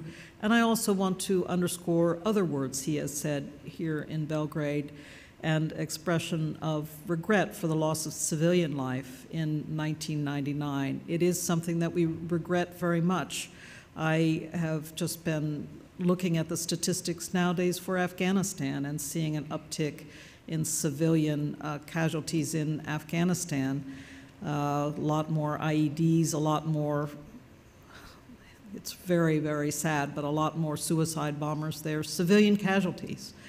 And so the loss of even one human being, military or civilian, is a tragedy, but civilian loss of life must be a concern for the NATO alliance. So we do regret what happened in 1999, but I do want to say we need to look to the future and continue to build up our partnership and cooperation, continue to think about the future as Serbia sees it. What's most important for Serbia in building the health of your nation, both in defense and security terms, which is NATO's prime, that's our area of interest, but also in ways that NATO can help on the broader front and all the many issues that the Prime Minister outlined today in terms of economic health and development as well. Are there ways in which NATO, even in a small way, can contribute to those larger efforts? And we would like to be present to do so.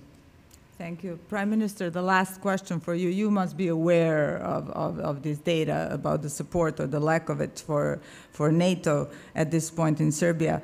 And despite the increased cooperation and obvious benefits for Serbia, still tabloid media often criticizes the alliance, and actually some politicians do as well.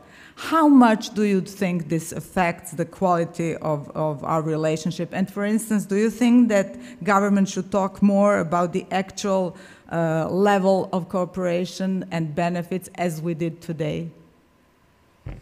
Yes, I think the numbers are obviously understandable. It's a very emotional issue. You know, it's impossible to forget, and you know, it will remain something that will, to be perfectly honest, burden our relationship for years and years to come. On the other hand, you know, looking at the future, and I think we really, it's not just a cliche. You know, we really have to start looking at the future, especially in this region. Is, you know, we need to start talking about issues that we talked about today, you know, other ways of cooperation, other areas of cooperation, and how they benefit and truly benefit Serbian society and the region. You know, I think that we are going in the right direction. You know, I would like to send a message full of optimism today, and especially after my 2 days in Brussels, where again we had, as I said, very good meetings and very good reception for the efforts that were done, not by the Serbian government in the past 3 years, but by all of us, by you know, everyone participating in the Serbian society, be it critical towards the government or supportive of the government. I mean, that's the successes and the results that we are achieving are common successes, and so in that terms, and finally, I'd like to mention two things. Firstly, also, you know, Kosovo and Metohija, very emotional issue, but we have fantastic partnership with NATO there, with KFOR. I mean, thanks to our cooperation, the cooperation with the Serbian army and KFOR, we have the stability in Kosovo and Metohija, and Serbs and other non-Albanians feel safer and feel more secure thanks to KFOR. So that's something that we should know, we should talk about it, we should appreciate it together. But also, you know, through a very difficult period of migration crisis, still ongoing, Serbia has shown that it can be a very reliable partner, very stable partner, you know, sometimes more stable and more reliable than many EU member countries. You know, we had people, migrants and refugees coming into Serbia from EU, going into the EU, you know, more than 1 million people. Our joint forces of military and police have prevented more than 20,000 people, illegal immigrants, from entering Serbia, therefore protecting EU from entering into the EU. You know, we've shown throughout the migration crisis that we respect the most basic European values, the human rights, this humanity, the empathy, you know. We had negative examples, you know, of ridiculous hatred, but the overall message was very positive. So these are the things that I think we should focus on in the future, and we should celebrate our mutual successes. I think we should focus more on positive things. Thank you so much, and I think we managed to end up on a positive note. We've just surpassed the time a little bit, and I apologize to Sonja, please don't criticize me.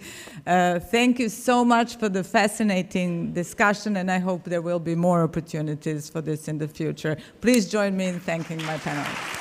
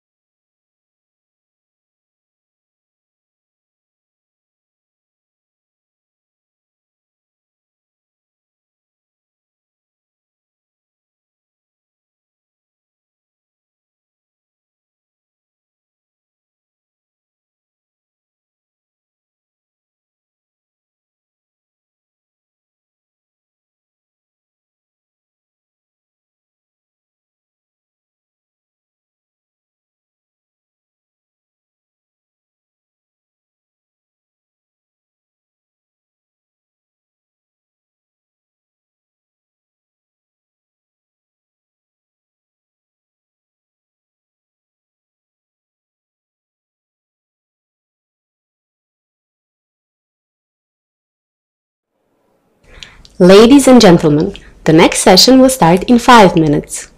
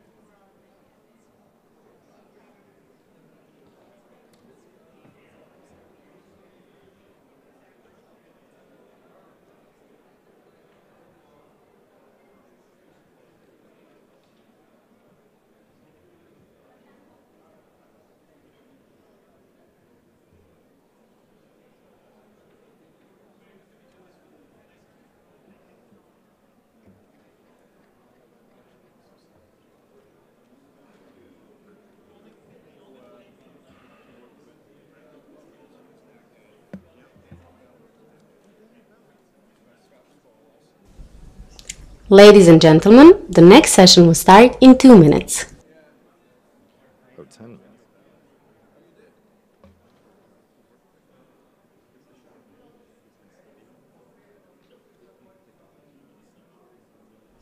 Ladies and gentlemen, the next session will start in 2 minutes.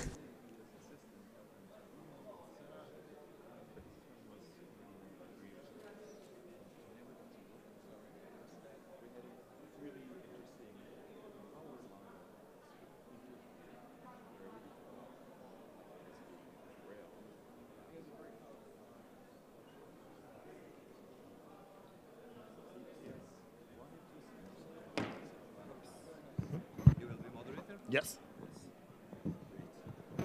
Thanks.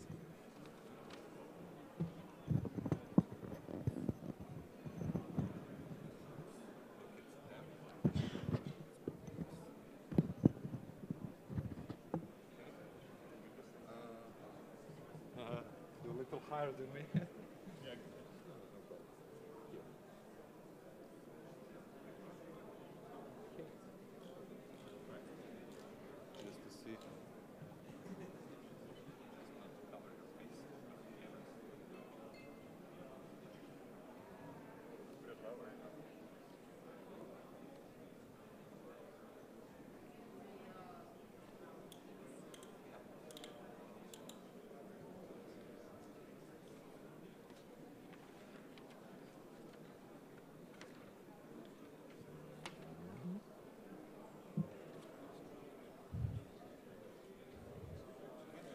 And where are you from originally?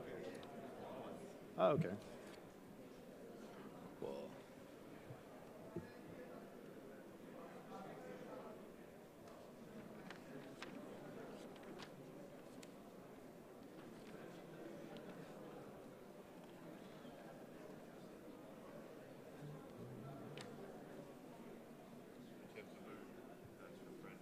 Just French. Yeah, I mean, Dutch in Brussels is not that useful.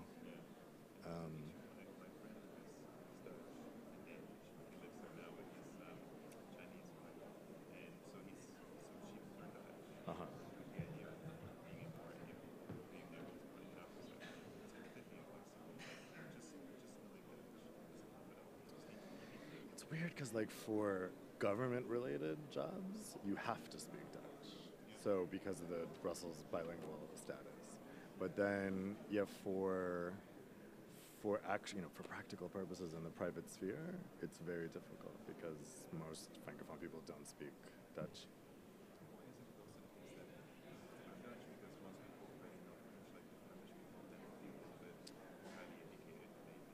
Yeah, yeah. What tends like they tend to speak Dutch, although this is changing with younger people. Ladies and gentlemen, please take your seats. The panel is starting immediately. Okay. I guess I should take the hint. Okay, no, it's not. Ladies and gentlemen, Please take your seats. The panel is starting immediately.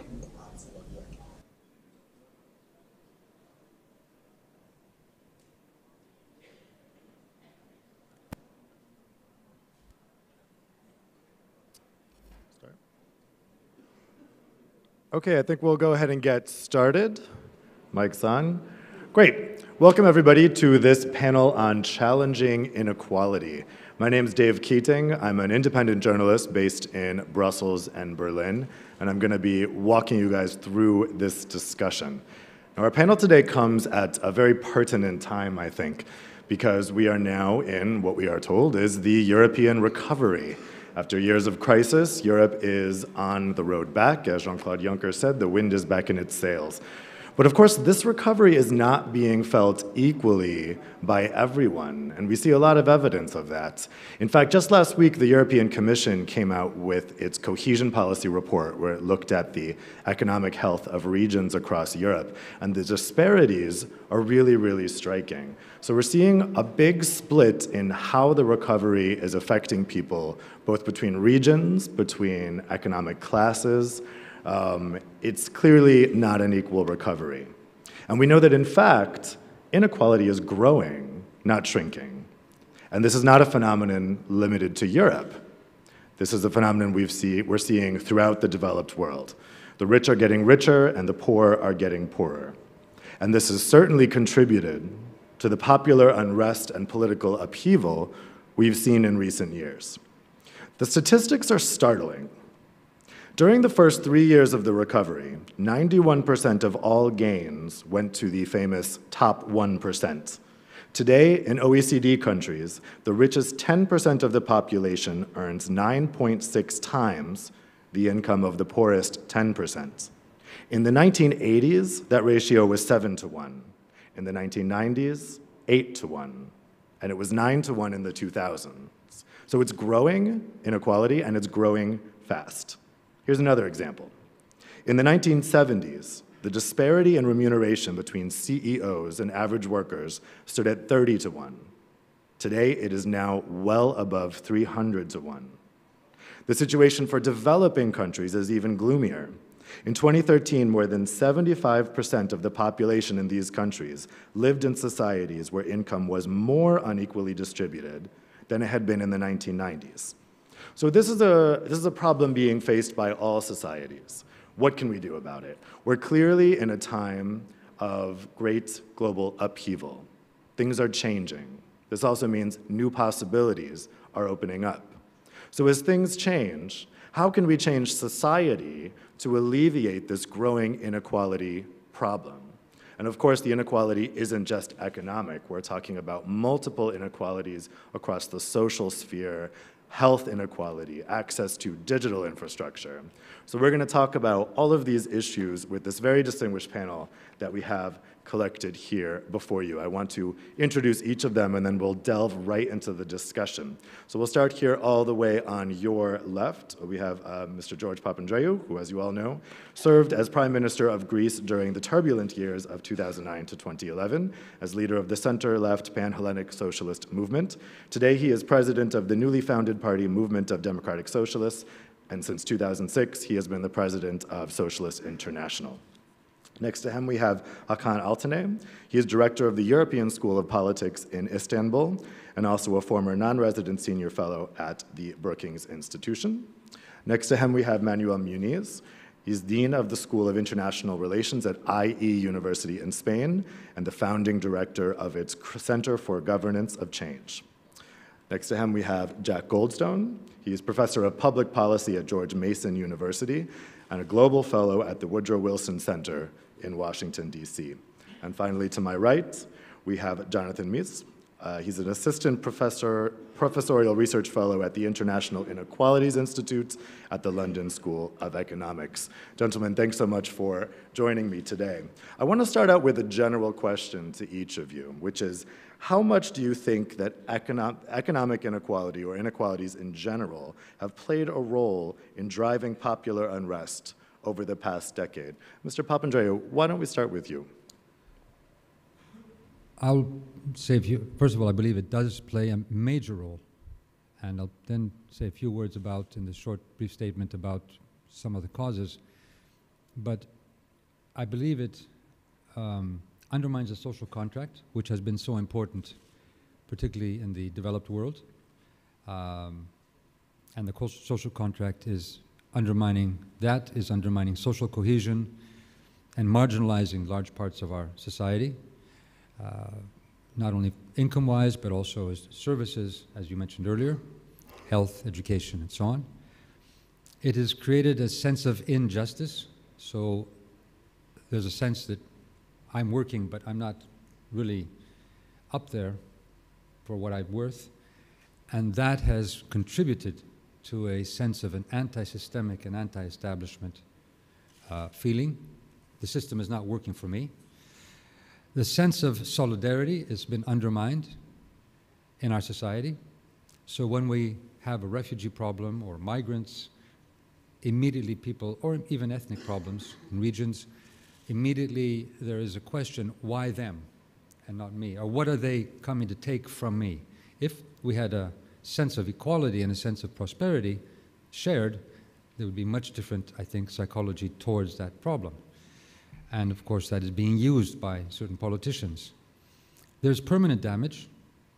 So when you have a cleavage in society, for example, Robert Putnam is talking about a younger generation in the United States that is not being educated or not educated enough and failing. That is going to be with us for generations if that continues. And it undermines democracy. Now, I just want to say two things about why I think some of these issues are there, and also why it's undermining democracy particularly. First of all, there's an ideological issue. We have been living for decades now with this neoliberal idea that the markets will solve everything. And I would say also particularly that if we have taxed the rich less, the Laffer curve, that money will trickle down into investment. That hasn't happened. The money has gone all over the place, but not down to our society, not to productive endeavors. It's gone to the stock market, to gambling in the stock market, basically, to huge concentration of finance, financial capital, tax havens, and so on. Secondly, and of course, there's one thing that we need to realize, many economists have seen this. The Great Recession we went through, inequality was near similar to the Great Depression in the 1920s. So it had a major role in the recession. A second problem, I think, is the way we have globalization. Globalization of capital, basically, in the market, but not in other areas. So you have unregulated capital, which has undermined the social contract. I'll just give you a very quick example from my side. As Prime Minister, people were saying, okay, you've got to raise taxes, pay off the debt, and so on. Yes, I did. But a lot of capital could easily just move out, and not only legally, but also illegally, and abetted by the banks that were wanting their money back. So tax havens and so on. It's estimated that 25 trillion is somewhere out there in offshore and tax havens around the world. But it's not just that.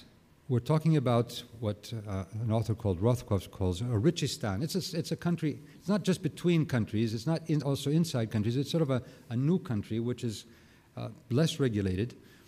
And that money, that concentration of money, is concentration of power. And it comes back into your society and corrupts institutions. Maybe legally through lobbies, or maybe through illegal practices of corruption.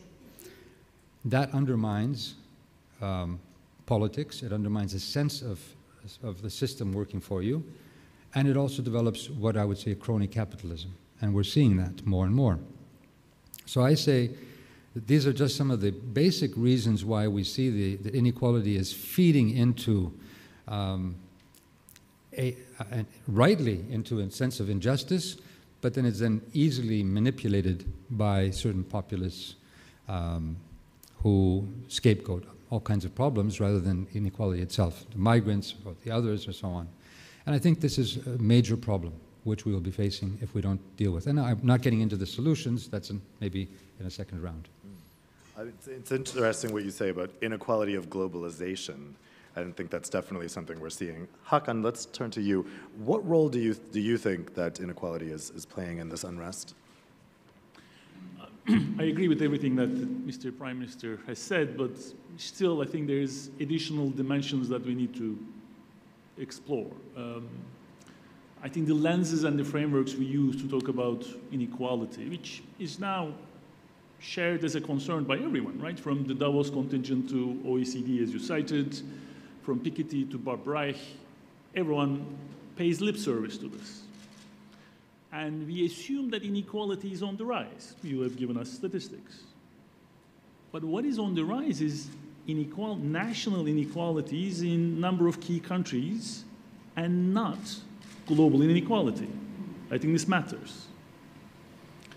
The title of our forum is making reference to a common future. That common future common to what? The Balkans, Europe, West, or the world? If our concern is the globe, a proud son of Serbia, Branko Milanovic, has given us very important data that says global inequality is on decline. Okay? Now, it doesn't mean that it's obscenely high, but it is on decline. I think this matters because if we don't get this diagnosis right, the treatment that we are going to propose is going to be based on the wrong causal factors. The obscene levels of inequality in the world, global inequality, is the result of the not last few decades, but what happened in the world between 1820 and 1950. So it's the result of colonization and not necessarily the last few decades. Now, how could it be that inequalities rise in both developing and developed countries at the same time, but have less global inequality? Well, that's because convergence between economies is going faster than inequality is increasing in key countries. Meaning, if you take China and Italy, in 1980, Italy was twice the size of Chinese economy. Okay? This is 1980. Fast forward 35 years, China becomes 10 times the Italian economy. So a 20-fold increase in a period of 35 years. Branko Milanovic's data proves to us that global middle class is the winner of the last 25 years. So you have lots of people in China and India and Indonesia and in Brazil leading better lives than they led 25 years ago. Now, Western middle class has paid a price, but then let's be honest about this. When Piketty talks about the inequality debate, he's referring to one important demographic, but not the whole globe. And if we are having this debate only from the perspective of the Western middle class, we are being myopic and not necessarily very moral. We may be asking for the preservation of a privilege and not necessarily equity. I can make this more difficult if I introduce things like the carbon budget and climate change. There has been an environmental cost to the prosperity of Western middle class. So in having this debate, I think we need to be truly global and not just good Westerners and good Europeans. So in building this common future, I think we need to have the requisite attention span and ecosystem of heed and curiosity that is global. Now, again, when we talk about inequality, we often talk about income inequality, right? And sometimes wealth inequality, but those are not the only inequalities that matter. We have inequalities in terms of life expectancy or education. In education, for example, data shows us that in 1870, the world was more unequal in terms of education than it has ever been in terms of income in the following 150 years, okay? This is so stark that I'm stuck that not more people know this. So I want to repeat this. In 1870, the height of European colonialism, the world was more unequal in terms of education than it has ever been in terms of income between 1820 and now. Why don't we mind this as much as we mind the income inequality?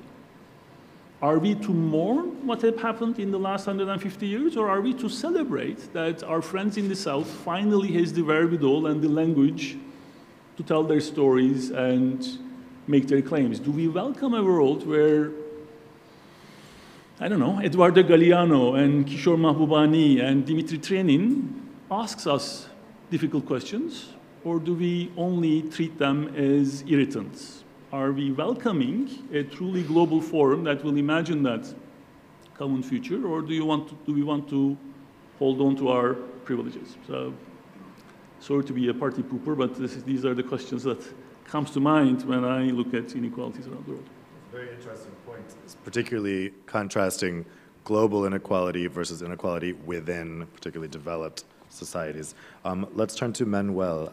Manuel, how much do you think these two phenomena, inequality and the increasing unrest, have interacted? Yeah, I think very much so. And I think I disagree with my colleague. I don't think we're myopic just because we focus on national inequality, because I think that's very significant, because the global middle class doesn't vote for a global government. I mean, the political dynamics that this unleashes at the national level are still very significant. I mean, as a globalist and as a pro-cosmopolitan, sort of cosmopolitan individual, I wish we had much more integration at the global level and these things were assessed at the global level. But at the national level, the implications are still massive.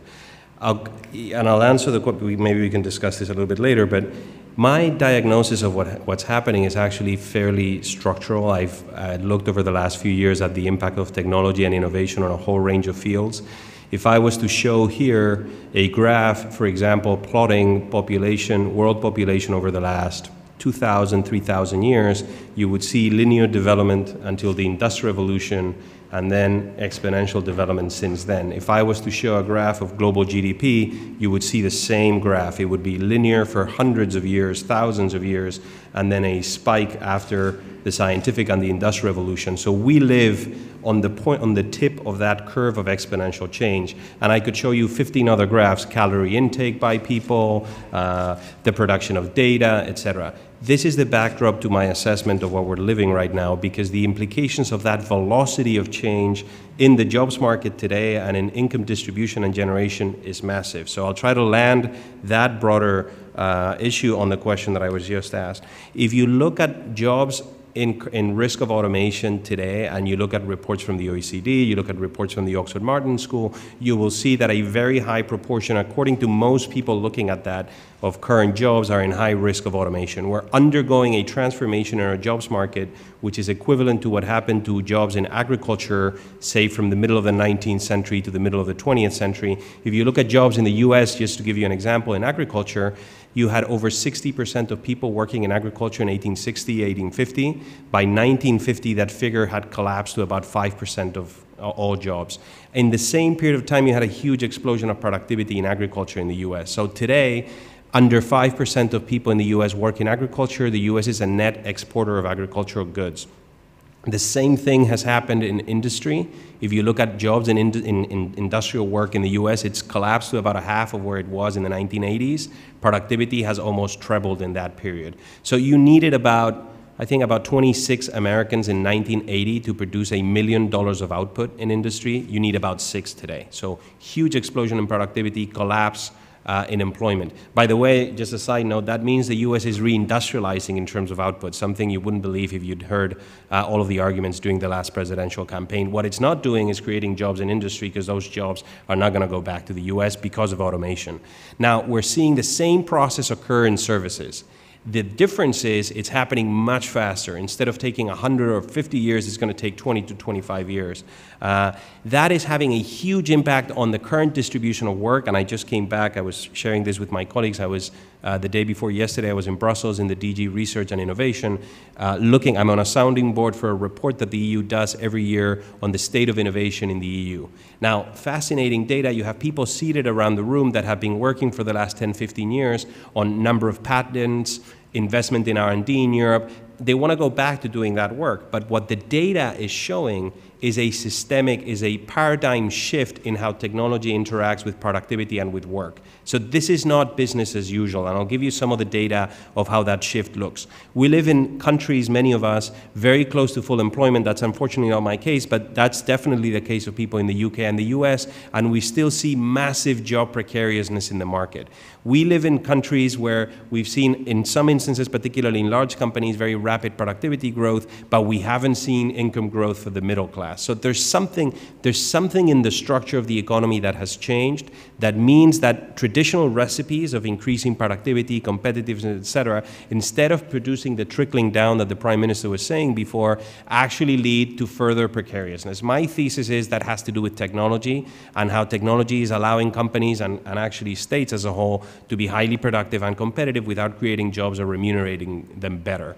The aggregate figure, and this is perhaps the most important figure I think that I'll share with you guys today, is since the 1970s, this is data from the US, aggregate productivity of goods and services in the US has increased by about 250%.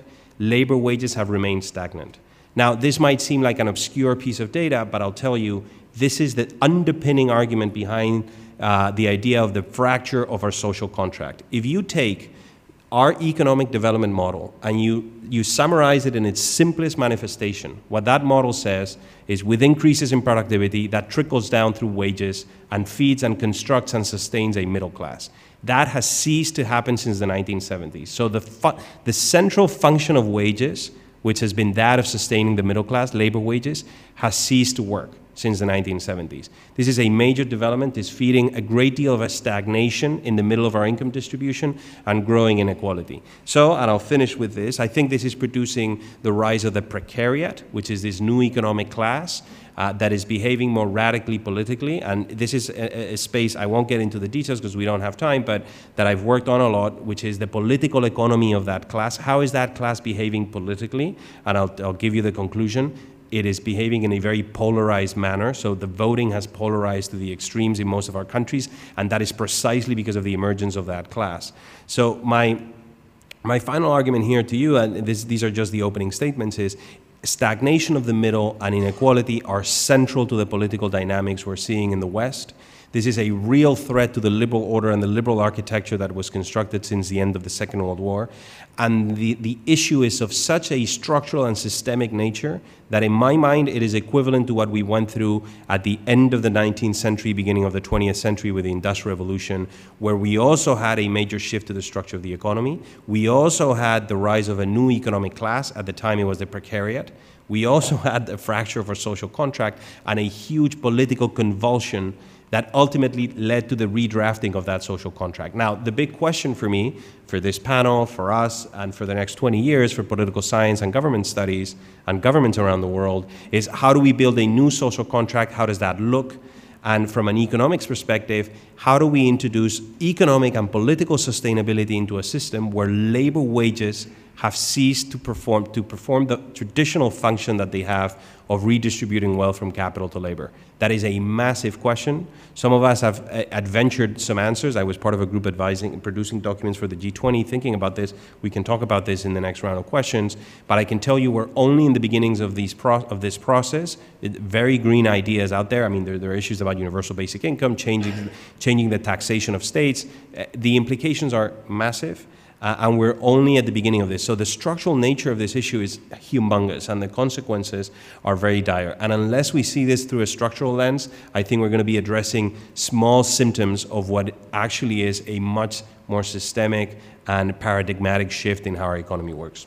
Well, I want to come back to this technology aspect later and talk a little bit about actually how technology might, in addition to causing job displacement, also provide opportunities to fix inequalities.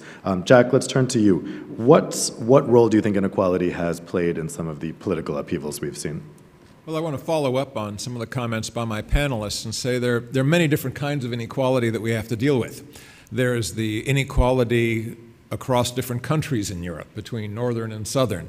There's regional inequality, so London is getting richer than the rest of Great Britain, Catalonia is getting richer than the rest of Spain. Then there are the inequalities among people within countries, as you mentioned, the top 1% capturing most of the gains.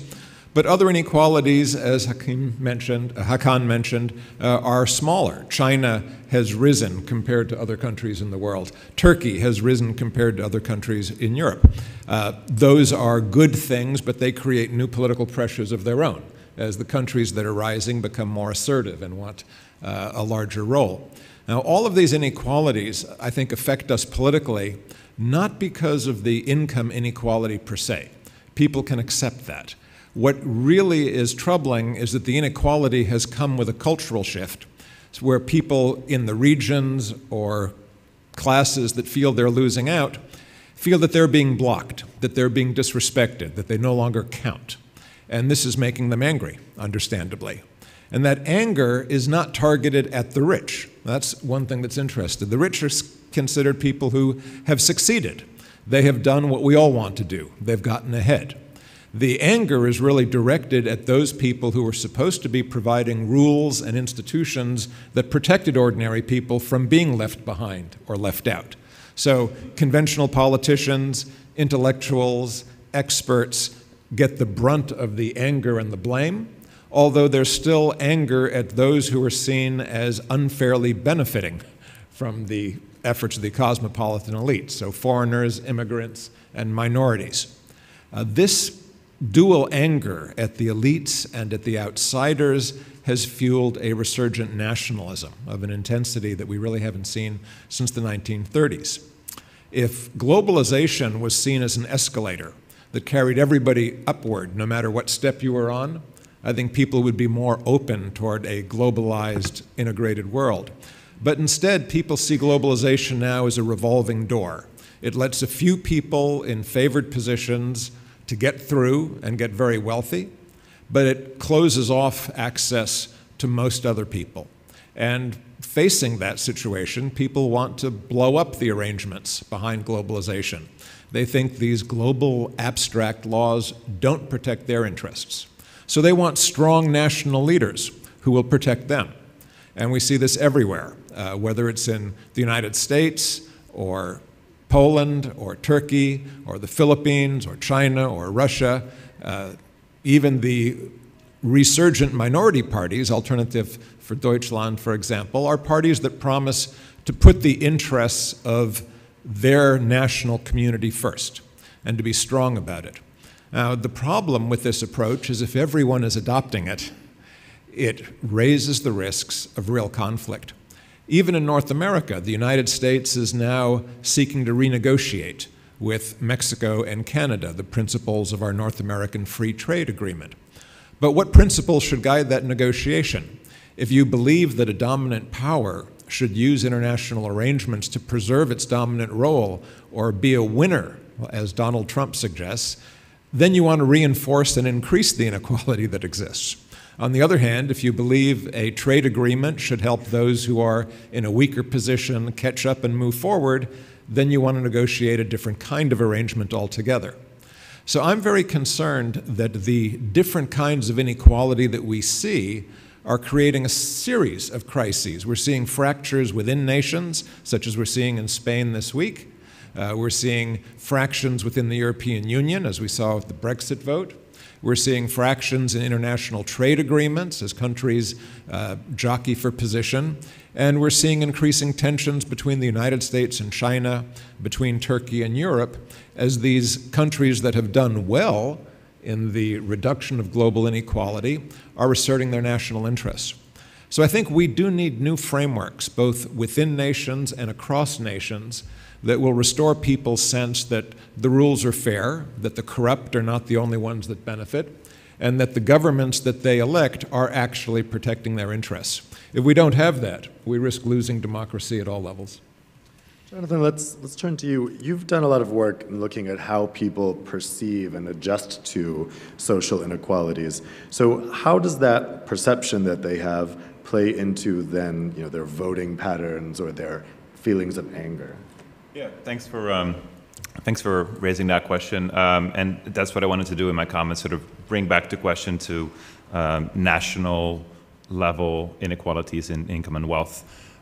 So you gave an excellent introduction to the topic and reminded us of some of the facts, right? Let me just add one more. And this is true sort of across the West, and Serbia is no exception here.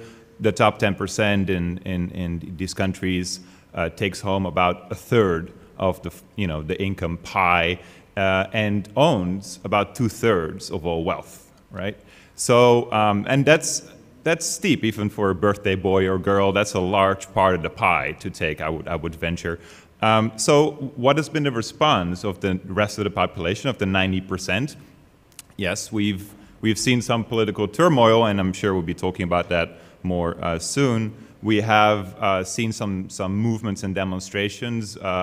The Occupy movement comes to mind, although at the same time it kind of feels like a distant memory, right? So let me sort of turn the question upside down and ask, why haven't we seen more public unrest about inequality? Why haven't we seen pitchforks and torches? Why haven't we seen mass demonstrations, revolt, right? And I think that sort of the explanation has three parts. One is, despite all the evidence available and all the news reporting on the topic, I think people still really underestimate just how unequal a society they live in. Most people have no idea how much money a CEO takes home, and most CEOs have no idea just how little money their ground level employees have to live on. I think you actually gave us some facts. Let me just repeat them. In a recent survey of Americans, people estimated the income ratio of a CEO to a low-skilled worker to be about 30 to 1. That's quite a number. But in reality, it's closer to 350 to 1. And if you ask people what would there be the ideal income ratio, they would say 7 to 1, right? So we're quite far from that. But people are also quite misinformed about the actual state of inequality in their societies. I think a second part is that, and this is something that comes out of surveys sort of across the world, and it's also an increasing, so it's a trend. People really think, and increasingly do so, that success and failure, and by implication, wealth and poverty, are the outcome of a fair, meritocratic process, right? So we celebrate the success of our leaders in business, and certainly in sports, but perhaps even in science, right? We think of success as being deserved. And I think the other side of the medal implies, and at the same time, we look at the poor as having made probably some poor decisions somewhere down the road, relieving us of some of the moral obligation to really care about their plight. Third part of the explanation in my mind is that for a lot of people, they cannot conceive a clear alternative of a more equal society than the unequal one they live in right now. They may not think it is viable, or they may not even think such is desirable. Perhaps for people who've grown up in communism, the latter is particularly the case, right? So if this indeed characterizes sort of the state we're in, then it follows that we have yet to see the full force of popular unrest. And we will see it as people learn more and become better informed about inequality, as people's meritocratic views about the world sort of starts falling apart, and the legitimacy of inequality, the legitimacy of poverty and wealth breaks down. And we will see it as people come up with or are presented with viable alternatives to the unequal society they live in. And I think where we go from now depends on leadership. To me, good leadership is honest leadership and is leadership with vision.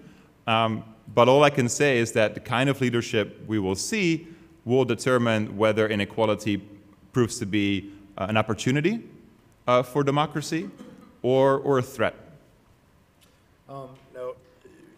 We've talked about some of the political upheavals that we've experienced as a result of inequality. It seems to me that we're at kind of a tipping point here in that we have two major areas of change. Manuel, you referenced the digital revolution, which is bringing about changes in the way people live their lives in organized society that's akin to the late 19th century. And then at the same time, we have these changes in Western governance structures, which might have been unimaginable 10 years ago, at least right now in terms of rhetoric, maybe not yet in structures yet. How do we harness some of these impulses for change in order to address some of these inequality issues that we've talked about, both the ones within societies and the ones between societies, like Hakan was mentioning? How is open question to the panel, how do we harness these two areas of change, political and digital, in order to make these changes? Yeah, Manuel. I mean, two quick points, and also a comment about something that Jonathan just said about leadership. The more I study political science, the more I arrive at the conclusion that policies only move forward through the accumulation of pain, whether it's economic or political. So leadership will emerge, unfortunately, when there's sufficient social pain that is evident that we need to move forward on some of these issues. And I'm very concerned about the rigidity in some of our systems to accept that actually inequality and stagnation is a very real issue and we need to have fundamental policy change. I'll tell you roughly where I think the policy change should go, and it has a few elements, and I'm going to fly through them, and maybe we can go deeper into some of them if people are interested. And therefore, one is very big changes to the education system, because the skills that people need in the new economy are actually quite different from the ones that we're providing to them right now. So despite the high levels of unemployment that we're seeing in many places, the latest data I've seen from the EU Commission is that there are about 2 million jobs that companies cannot fill because they're not finding people with the right skills. So irrespective of the debate on automation and how severe the redundancy of jobs is going to be, we're failing at the transition costs. I mean, we're failing at managing the transition because there are already jobs, particularly in the quantitative social skills management side of the spectrum. We know roughly where the demand has been going, and so programming, Internet of Things. Also, an interesting growing category which some people have called the economy of empathy, sort of managing other people, etc. So there are emerging categories there. Number two, big change in the way the taxation system works, because our states are extremely dependent on fiscal traction over labor income. That's basically the source, and it's the easiest source as well, easiest to tax. So what we've seen over the last few years is as states struggled to balance their budgets, what they've done is they've really increased taxation over labor. So if you add to that the erosion of the middle class and labor income holders that I mentioned, you arrive at this paradox where we're overtaxing collectives that are now probably supposed to be the beneficiaries of redistributive policy rather than the ones that are funding it. But so a shift towards capital taxation, and that can be done in the Piketty style with a global tax on capital. I'm actually not very supportive of this. It's very disruptive and difficult to implement. Or the participatory route, which is launching sovereign wealth funds and investment funds that are publicly held and provide the state with traction over capital income across the world, and some states are doing this. Number three, changes in the redistributive mechanisms, because if salaries are not doing their job, we have to come up with new tools of redistributive, of income distribution, and there's talk about universal basic income. I don't know how many of you guys know about this, but it's basically a single payment that would go to people for the sake of holding a passport. This is very controversial, and the studies that are out there and the pilot programs actually show that it works relatively well. It creates a lot of pathologies because you're not just economic but also social. You're detaching dignity from income and things of the sort. So maybe conditional cash transfers, something. But what is certain is that the current path is unsustainable. And fourth and last, and I'm sorry to be flying over this, but I don't want to steal the time from my colleagues, a very fundamental change in the role of the private sector in the economy, because one of the things that the decoupling of productivity and wages does is it renders insufficient the narrow view that corporates play their social role just by maximizing profits and shareholder value. If you have corporates that can do that without creating employment or destroying more employment than the one they create, The aggregate consequence, we have a major collective action issue here. The aggregate consequence is they produce the erosion of the middle class, and they all start to inhabit a very hostile political environment. And you have political movements that want to break trade agreements and others. So some form of redefinition of what sustainability in business looks like, I think is going to be necessary. I see a lot of rigidity, again, in the private sector accepting this. Their structures, the entire structure of the private sector is built on maximizing profits and shareholder value. In the US, managers have a fiduciary obligation towards shareholders to do that. So if they move away from that goal, they can be sued, and many times they lose those cases. So huge rigidity in moving in that direction. So I'm very concerned about the general trend and how difficult the reforms are going to be to introduce sustainability into that. That's why I was mentioning the pain argument and how much pain, social pain, we're going to need to undergo to move forward in that direction. So concern, but at least, like Jonathan was suggesting, there's starting to be options that are being put on the table for policymakers to assess, test, and evaluate. Hakan, what do you think about these options? Yes, this sort of allows me to have a segue to Manuel's first round of questions about, global middle class not voting.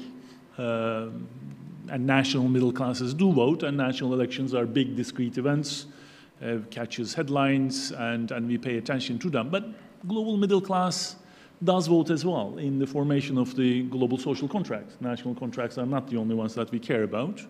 If we live in this hugely interdependent world, the shape of that global social contract is going to matter as well. And if we are this interdependent, one of the new things we are discovering is that if you're a 20-year-old, the amount of interests you share with other 20-year-olds halfway around the world now competes with the interests you have with the 70-year-olds in your own nation state.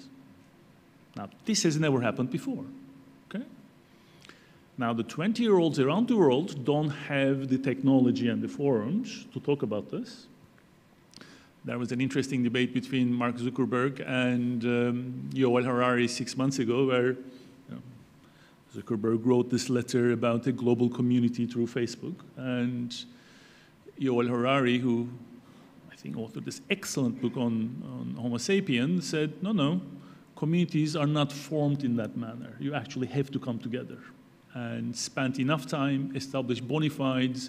That's how we distill the contracts and the civics to co-manage our commons. That's how communities are formed. But if someone truly does come up with the technological means for people who don't share the space, but the destiny, because we now live with billions with whom we don't share our citizenship, but we share a planet and partially our destinies, that would be the huge technological leap forward. And decoding that discourse, I think, is as consequential as anything else. I'm not happy with that kind of analysis because I think it's a bit utopian. Marx also thought that people with different interests would form international communities. George has helped work on that, in fact, in a good way. But my concern about the internet and the digital world is it creates the wrong kinds of communities. It creates communities of sameness that are self-reinforcing. It promotes extremism. The whole point of a living community is when you bring people together who are different. They may live in the same place, they may work in the same company, they may fight in the same military unit. They learn to transcend their differences. They learn that they have to find a common point of view and adopt common goals if they're going to survive and get ahead. You don't need that on the internet. You can simply find people who flatter your worst impulses. You can create a transnational community of whatever extreme view and survive and thrive without being forced to deal and confront with people who have different views. In the United States,